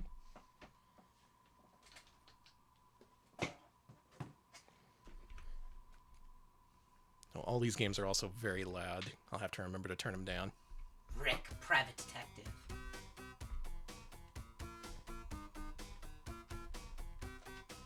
Isn't this Blomby music?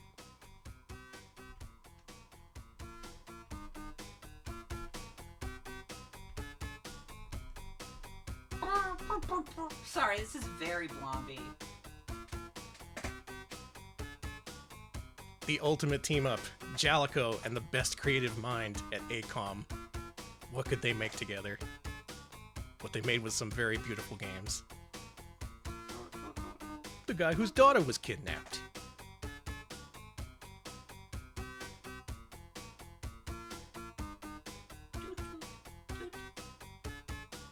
I think all these games shared a sound designer too, so if you like this music, look into whoever made it.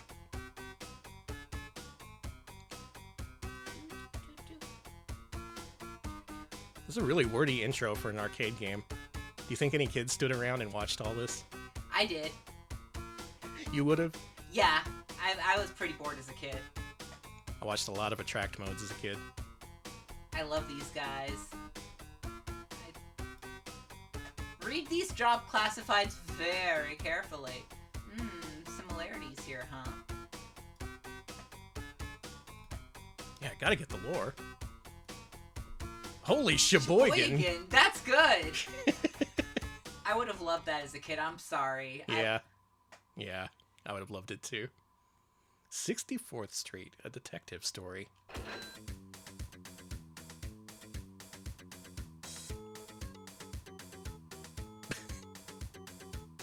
That was almost a hot jam, and then that instrument came in, and now it's just kind of... It went back to being Blomby. Same composer as Arcade Astyanax. This game you can be Rick or Alan. Let's be Rick.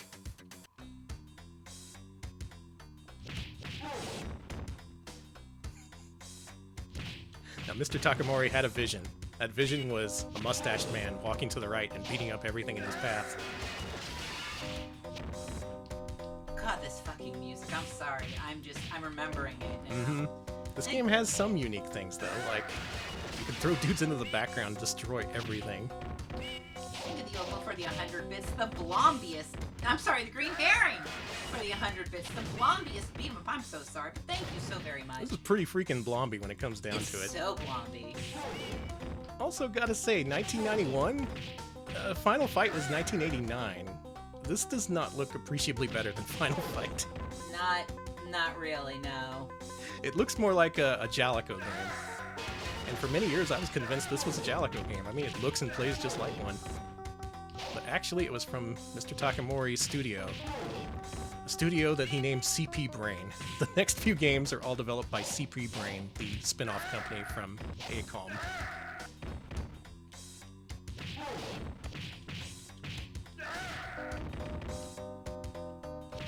It's not basketball. I mean, I like that, and I wish they would do things like, oh my god, hold on, stop everything. Look at that chocolate shop. Mouse's cheese. Mouse's cheese? Chocolate? Danny, let's go. We gotta go. Okay. They got fruit pies. Oh no, I broke the mouse's cheese. You got a back attack. I guess this game's kind of cool. It's got some good ideas. It's got big chunky dudes. It's got big chunky controls.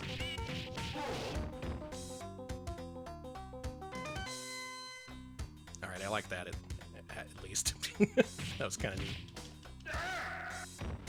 The one thing I remember about this game is the sound your dude makes every time he throws someone. That noise? Exactly that, It's a yeah. good noise. Perfect. You can even take out the bricks. I've been saying for years beat 'em ups need to do more of this, more background damage. I picked up a kitty. Now I have a beloved pet. You really pick up a kitty? I didn't see it. Mm-hmm. Oh, I see them. I see them. There's a pipe down here. Oh, I see the kitty. Oh, we can get another kitty. Let's do There it. it No, no! I couldn't get it! It disappeared, honey. No. I'll get the loaf of bread at least.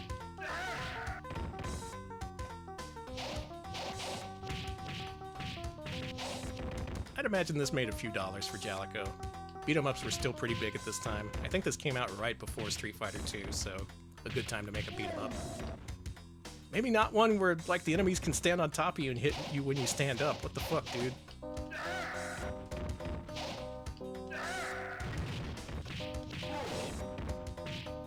AiCOM's better than this, come on.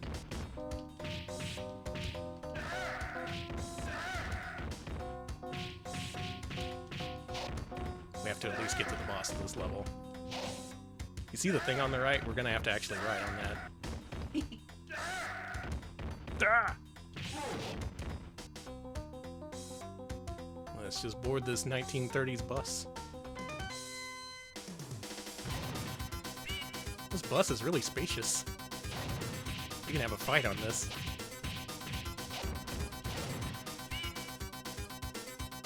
Hey, slow down the bus! Stop the bus, there's a fight! I like that the punk is driving the bus. They're like, no. Yeah, this is our bus now. This is our wooden benched bus. I was gonna say, these bus seats! Dead, we got him. Oh wait, there's another dude. He has a cartoon mallet. He does! He's like a clown! Oh my god, the range on that.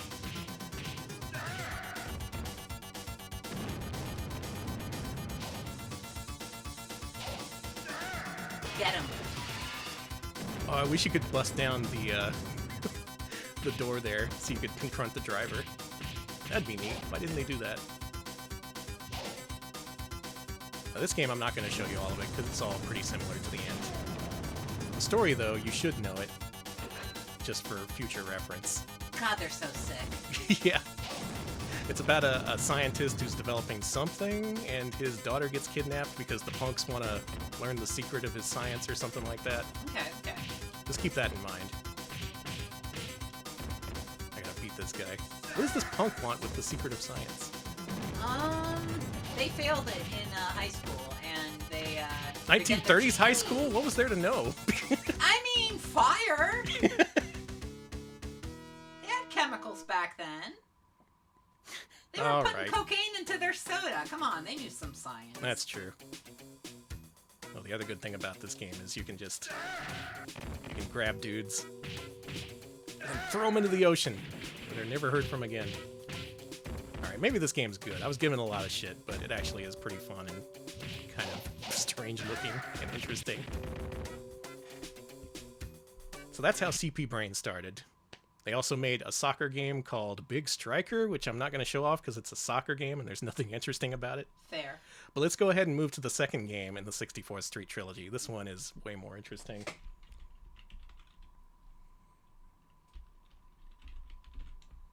This is Avenging Spirit.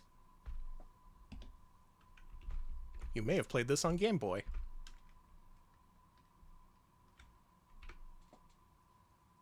65th Street, the sequel. I have heard of Avenging Spirit. Yeah. Now, this game has an amazing intro. One day I was walking with my girlfriend when suddenly I was attacked. What are we gonna do? Get shot. And then I died. Avenging Spirit. The arcade game that kills you before you even put in a credit. Great. So tell me if you heard this one before. There's this scientist guy who's working on some weird science shit, and some punks want it. And some punks kidnapped his girlfriend. Hey, Danny. In order to get at him. Danny? And this game also takes place in the 1930s. I have a feeling this is a, this is a Legendary Axe situation. You think so? Yeah, that's what I'm trying to piece together here. There's some similarities. So in this game, you play no main character. You just play a ghost who assumes the role of all the enemy characters in the game.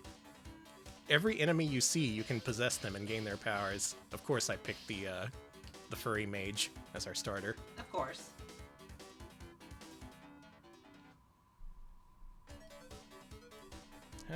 Wow, this is actually quiet. How about that? Turn this up just a little bit.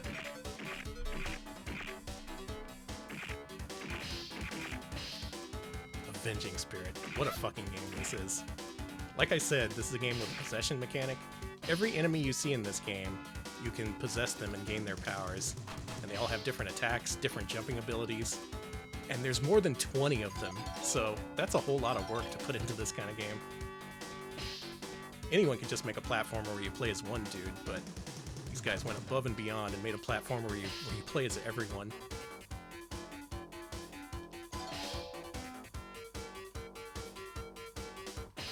God, that's cool. I love your little cat ears. Yeah, some of the enemies you play as are pretty good.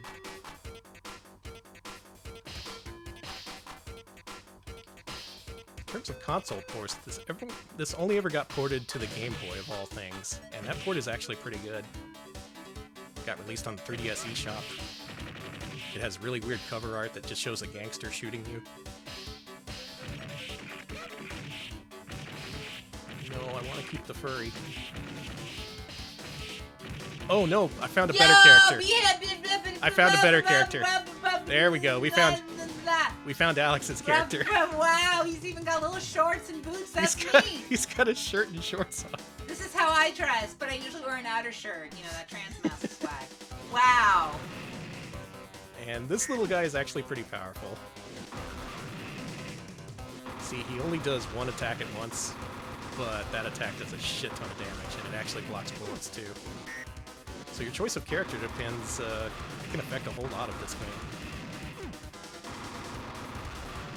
And often what'll happen is you'll get the character you want, but you'll take a hit or something, so you have to resort to a suboptimal character and use different strategies. It keeps you on your toes. Really challenging platformer, not really like anything else I can think of. It's so interesting, and I love that you can pick the little creatures to possess. Mm-hmm. You look at games with strong enemy design and you just end up thinking, man, I wish I could play as these enemy characters. You can't do that in any other game except for this one. It's so good. Man, For this dinosaur guy, all the enemies have their own roasted animation. Have you noticed? I know, I like that. Just way more work for the graphic designers. Unfortunately, this guy doesn't jump very well.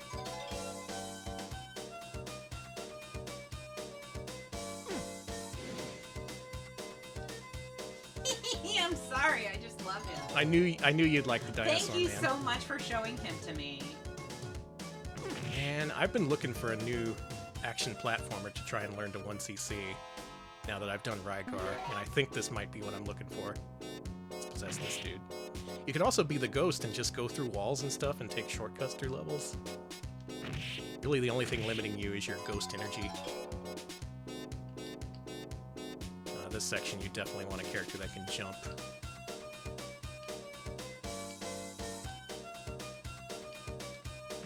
Really interesting way to design a game. The fact that all the characters are technically capable of the challenges, but some are just more so than others.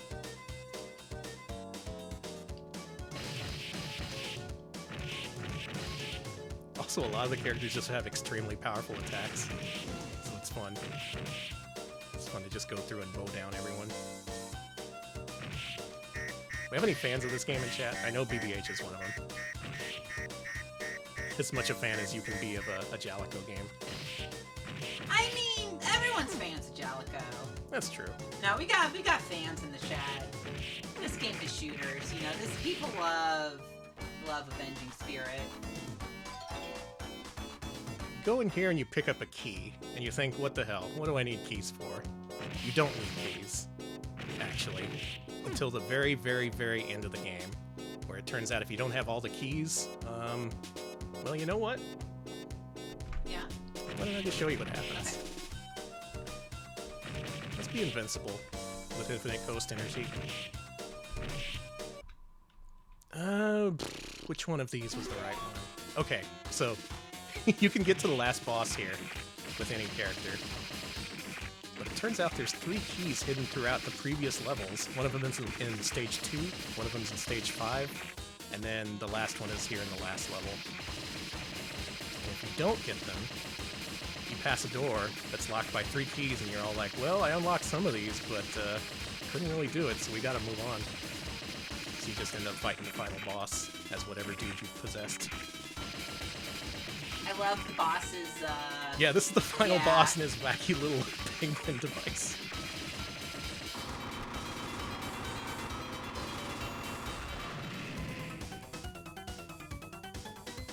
Yeah, the difference in box arts for the Game Boy game is pretty good. I recommend looking those up too. So, you blew up the enemy base, but behind that door was your girlfriend, so...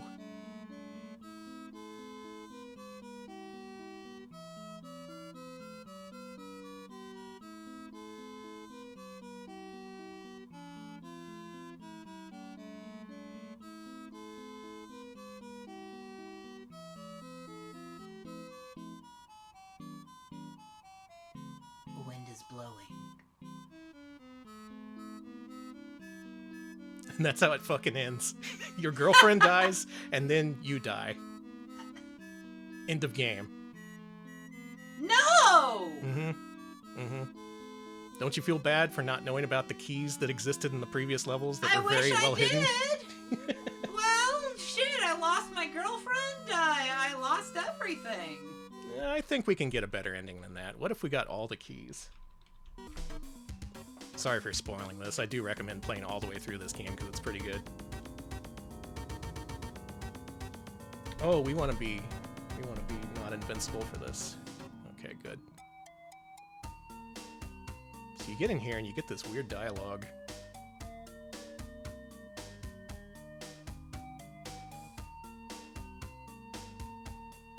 And you have no choice but to possess your girlfriend to save her.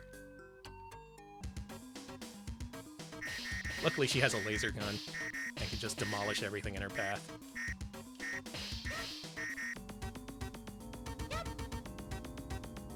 We gotta go. We gotta go. We gotta get the hell out of here. So remember how much damage we did against the boss with that other guy? This is how much you do with the laser gun. He's done. That's it. Girls doing it for themselves.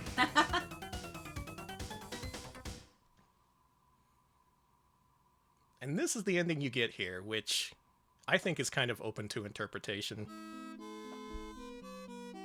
I must say goodbye to the world I love so much.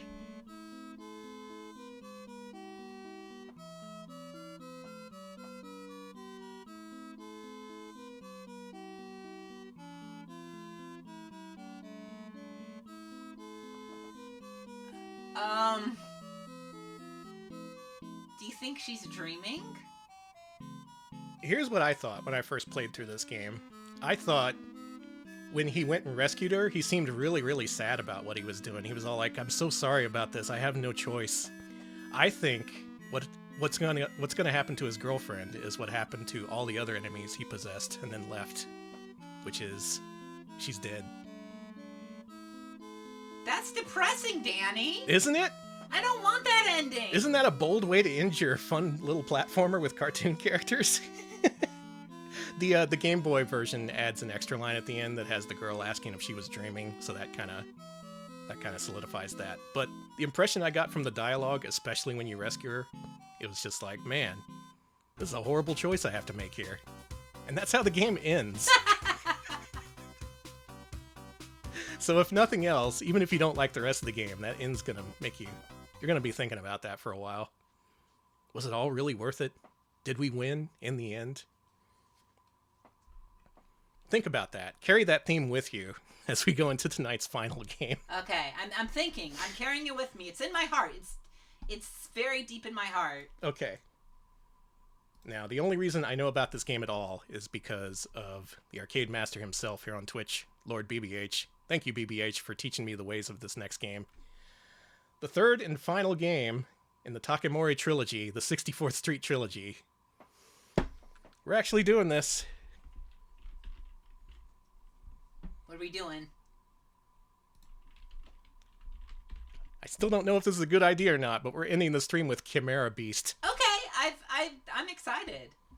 The third and final game in the 64th Street trilogy.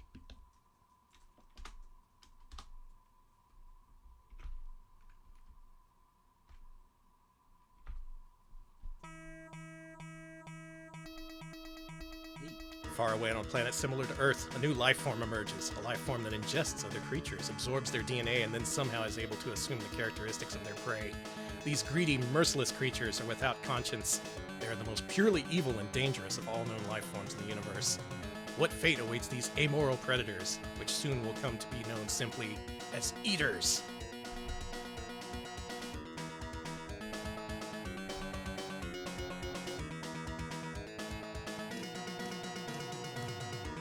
Yeah, there's a little bit of flashing in this game, so be aware of that. Okay.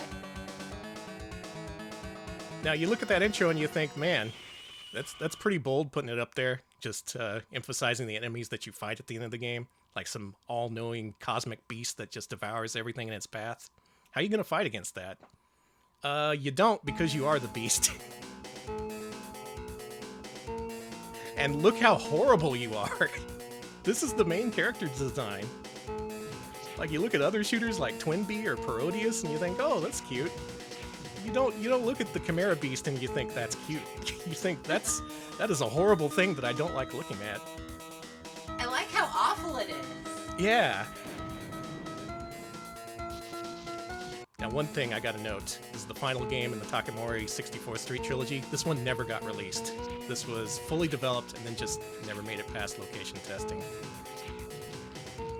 What you do in this game is you play as a creature that can eat the DNA of all the enemies in this game and evolve accordingly. So I ate these amoebas, so I get cool little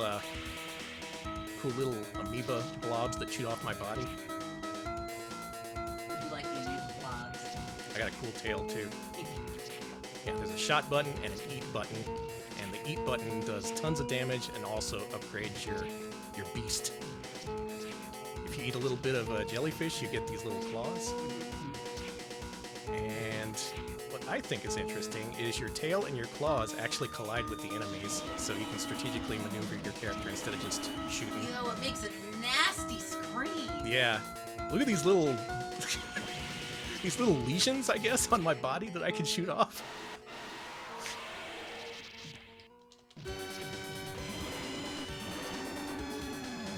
Anyway, this is level 1, so we're just microscope-sized. We're microscopic. We're fighting against amoebas and shit. Take that, eels. And now we're a little bit bigger, so we can go ahead and start eating fish now. Oh, this reminds me of Evo. Yeah, actually. The thing... I was thinking that too, but the thing that separates this game from Evo is all the different forms you can assume in Evo. They're like cute and cartoonish. Yeah, this is hideous and terrifying. This is just like, yeah, it's cosmically horrifying and not really appealing in any sort of way. I think that's what's caused this game to not be released. The fact that it's really solid and plays well, and the evolution mechanic is really interesting, but it makes you feel bad to look at it. I don't know how else to put it. There's something very unnerving about this game. I don't know if you've been listening to the music, but it's largely like atonal drone music, which just makes you feel even more anxious as you do this.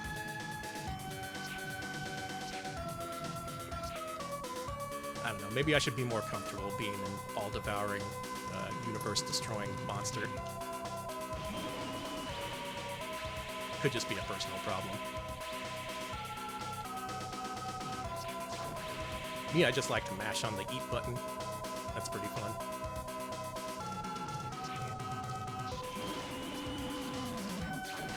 But this is what Takemori was leading up to.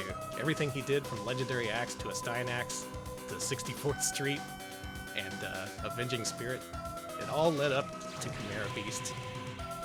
His big pet project. It's like, wow, what if I made a shooter where everything was so horrible to look at? It was completely unappealing. Y'all are gonna release this, right? What's that claw sticking out of my belly? It's normal. Is it? Yeah. Is any of this normal? Yeah, it's all very normal. You look at Legendary Axe and you think, man, the designer of this probably had some ideas, but I didn't think he had this kind of idea. You think Jalika was all like, we were looking for more something like a barbarian in the woods, hitting things with an axe. Not this, this Chimera Beast, whatever this is. This game's awesome, though. I'm so glad this actually got dumped and preserved.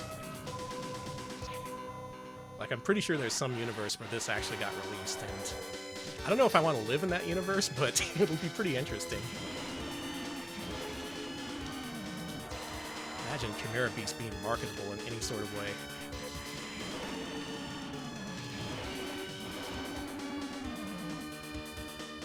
Alright, that's the first 2 levels. We're evolving. We're a growing creature. We're a growing boy. Birds. And now we're big enough to leave the sea and eat the birds. Sick music. They have child DNA, which, what? Okay. But you notice how down-tempo and kind of atonal the music is? It's just... like, some of it is melodic, but a lot of it just... I don't know how to describe it. It just contributes to the feeling of unease and anxiety as you play this, I suppose. Anyway, there's a bunch more levels. Let's go ahead and cheat our way through those. At the end of the bird level, you face a giant bird. I should have cheats on. Sorry, BBH, I can't one-credit clear this just yet. Alright, let's kick this bird's ass.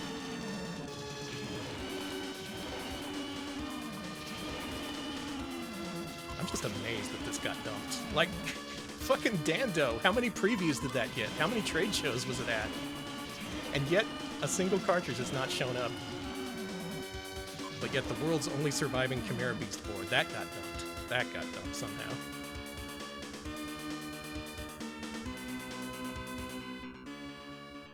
Maybe this is Dando? It could be. Dando, you're looking kind of weird. So we've taken on the microbes, we've devoured the fish, taken out the birds. Now we're focusing on the reptiles. Just eating our way up the food chain. Look at this cool tail I have now.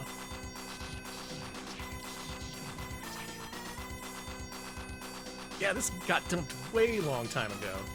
I'm glad whoever had the board just had the foresight to be like, oh, I gotta dump this shit for real.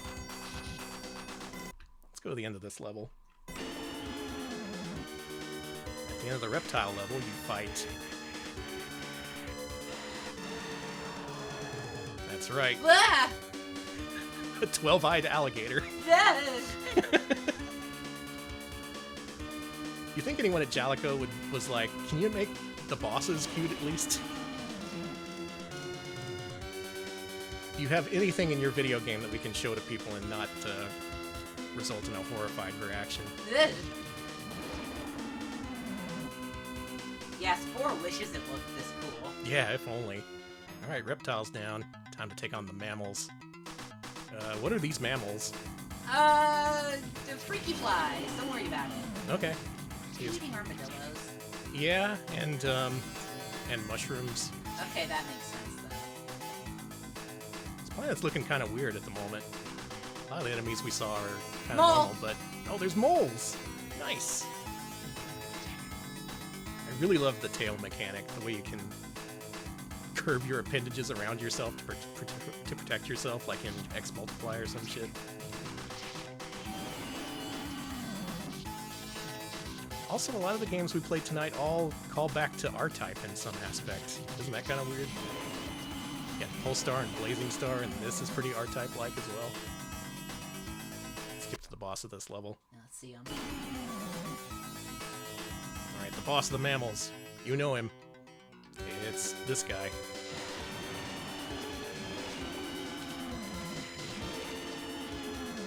You know, this guy? That guy. It's, he's a lot of things. Elephant. He's the ultimate mammal. Now we've taken him out. So with birds and reptiles and mammals all down, who do we target next, do you think? Humans? Oh, God, I was joking! Whoops, sorry guys. What are you doing now, Danny? Nothing. Are you killing all of humanity? No. Whoops, sorry guys, you shouldn't have put the building there. Danny! Hey, you want to see an Easter egg? Okay. Look, it's the guys from 64th Street. Oh, no! Don't kill them! They're delicious! You ate the 64th Street guy! Danny!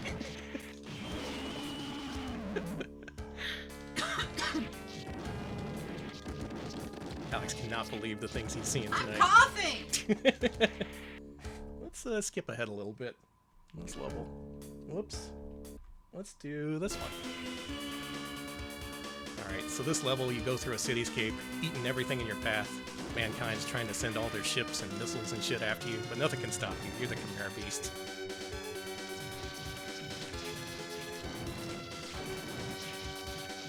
Avenging Spirit also had a number of anachronisms, I guess you could say. They don't really stick to the 1930s formula all that well.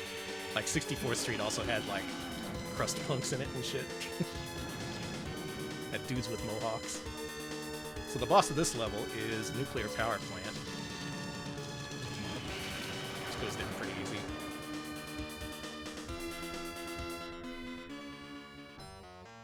And that kind of did a couple of things. There was a chain reaction, a lot of things happened, and we're in the catastrophe now. Danny, Yeah, did you are you destroying the Earth? just did. Danny! Danny! But look how cool I am.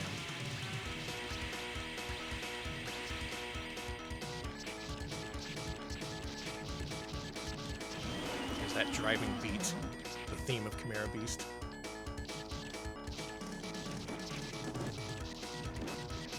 So basically everything's mutated, everything's pissed off at us. Humanity's sending its last missiles at us to try and stop us.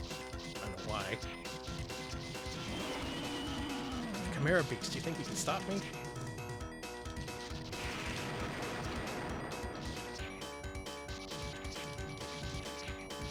God, this game's fucking amazing. How did this get made? How did they make the whole thing? And then only after that realize, we can't release this. No one's gonna want to play this. This game makes people feel weird and bad. They're not gonna want to put 100 yen into this. God, this looks impossible. Yeah, this is just for BBH. Pretty much, yeah. Danny, they're trying to escape. Don't. Mm-hmm. Yeah, this is the last bastion of humanity, and right here.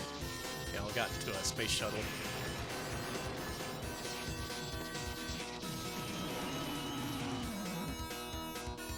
Just gonna put my tail over it. Sorry for all the flashing. Okay. God, what a cool game, though. No one would ever want to play it. What were you thinking, Mr. Takamori? Well, it's hard to know what he's thinking, because after this game was canceled, he dropped off the face of the earth, left the video game industry, and no trace of him remains. After his pet project Chimera Beast got canceled, he completely disappeared, this dude. So from Legendary Axe to 64th Street, to Avenging Spirit, and everything in between, this was his big project, and this got canceled. There we go. Took care of that. But, like, what could he have made after this if this did get released? What kind of fucked up games would we have seen? Alright, so you took care of the last of humanity, and now the last duel is against the other Eater, who has been secretly evolving in the background. Hell of a twist. Alright, now one of these. Which one of these do I want? Don't want that one. I want this one? No. How about this one? This one. Now, counterintuitively, the way to get the good ending in this game is to die at the last boss, believe it or not. I'm gonna go ahead and turn off the cheats so we can see the good ending. Okay, what's the good ending? This wouldn't really occur to me to do in the arcade, right? Like, you get all the way to the final boss and then you lose all your lives and let the continue counter run out. But that's the way they intended, I guess. Or yeah, you can time out the last boss too, but that takes a little bit.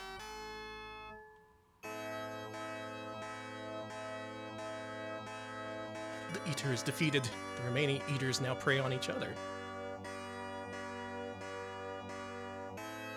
Soon they will cause their own extinction, returning peace to the planet. Gradually, the damaged ecosystem will restore itself. And the creature that has created chaos by eating every living thing in its path has finally perished at eating itself. I love that you have to die to get the good ending. Mm-hmm. You gotta stop playing the game, just release the controls and be like, okay, game, beat me.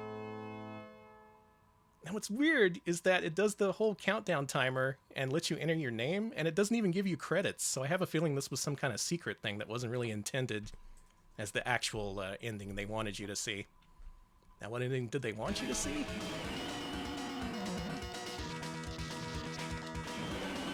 What's this one, if you happen to beat this thing? Which takes a while, it has a lot of hit points.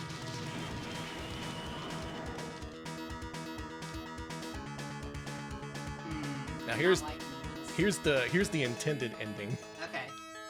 that ended this man's career. The creator of Legendary Axe. This is where his career ended. So now that you've won, Eaters have destroyed the entire ecosystem of the planet, which is now in ruin.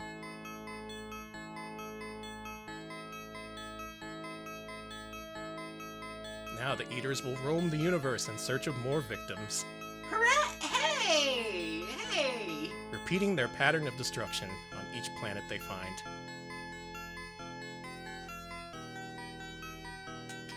Good job, Danny! Eventually, they'll undoubtedly reach the Earth, Oh. Wait, no, bad job, Danny! and you'll have to live with the knowledge that what led them there was you. You did this, Danny! You! You did this! You! I'm pointing at you! Takemori, you crazy for this one. You literally This is crazy for this so one. good.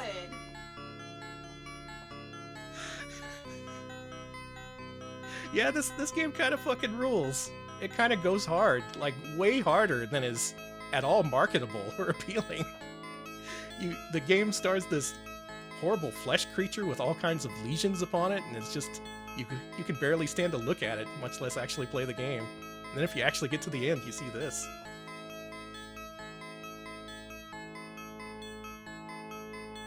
What do you think? Was that a good ending? Oh. Oh.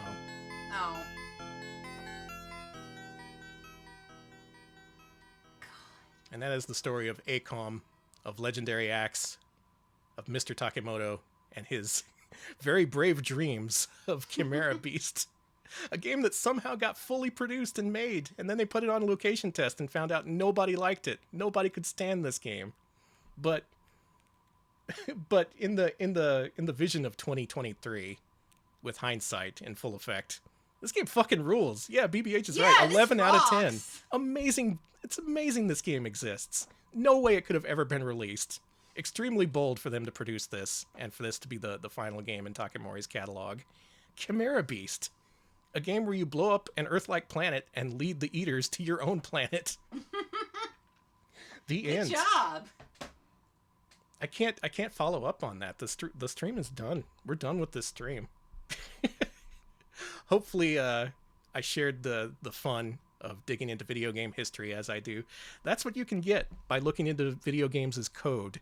Often what GDRI does is looks for shared code in these games to figure out who made what, who shares development teams. Often you can look at the high scoreboards of some of these games, and they have clues to who developed them. Like, a whole lot of stuff goes into researching video game development and who made what back then. And if you dive down the rabbit holes, eventually you end up finding something like Chimera Beast. An amazing game, an incredible game. Please play it. Please. We're done. I forgot that I put that in there. Thank you for putting that there. I forgot I put that in there. Perfect. What did we learn? We learned Chimera Beast is completely unmarketable, and also Ball is life. Ball is life. That is the AiCOM story. Thanks everybody for watching. Thank you. Special thanks to our patrons for voting to determine what we played this week. You got the AiCOM story, and now you have to live with it. That was fun. Thanks everybody for voting in this week's poll. Thank you. As usual, we have polls every week. I think we may take next week off. We got to talk about that. We shall see. But usually we have polls every week that determine what we play during our Wednesday streams. It's thanks to you patrons that we destroyed the Earth tonight. I knew we could do it. Alex, wrap us up. I'm going to look for a raid target. If you'd like to support us, as Danny mentioned, you can we have a Patreon. You're getting Danny brain. Yeah, I'm Danny brain now, but we do have a Patreon at patreon.com/retropals. If you pitch in at least $5 a month, you get to vote on what we play every Wednesday, like this AiCOM journey. AiCOM. Alex is currently in shock right now. I am. I'm in shock from Chimera Beast. We also do have a YouTube channel, youtube.com/retropals. We post full-length highlights of our streams there, including our latest one, which is a look at Work Time Fun / Groove Jigoku 5. So if you want to see some really weird mini games, like really, really weird ones, and also flexing muscle men, do check it out. It has something for everyone. It really does. It I really highly does. recommend Work Time Fun. That was a lot of fun, that good. stream. Whole lot of weird mini games, a lot of strangeness. Didn't destroy the Earth in that one. We're gonna have to keep up the standard. If we don't end up destroying the Earth in every single Retro Pals Wednesday stream from now on, we'll find something else that people want to see. Man, I'm looking at all these different people streaming, but I think I'm gonna go with Rin, who is playing Sonic Adventure 2 on an original Dreamcast. Even though it's original hardware, she's seen a lot of cursed shit, like the game just started bleeping and making horrible cursed noises the other time she tried to play it the other day. Good. So hopefully we'll see some of that. All right, y'all. Thanks for watching. We'll see you later. See ya, folks.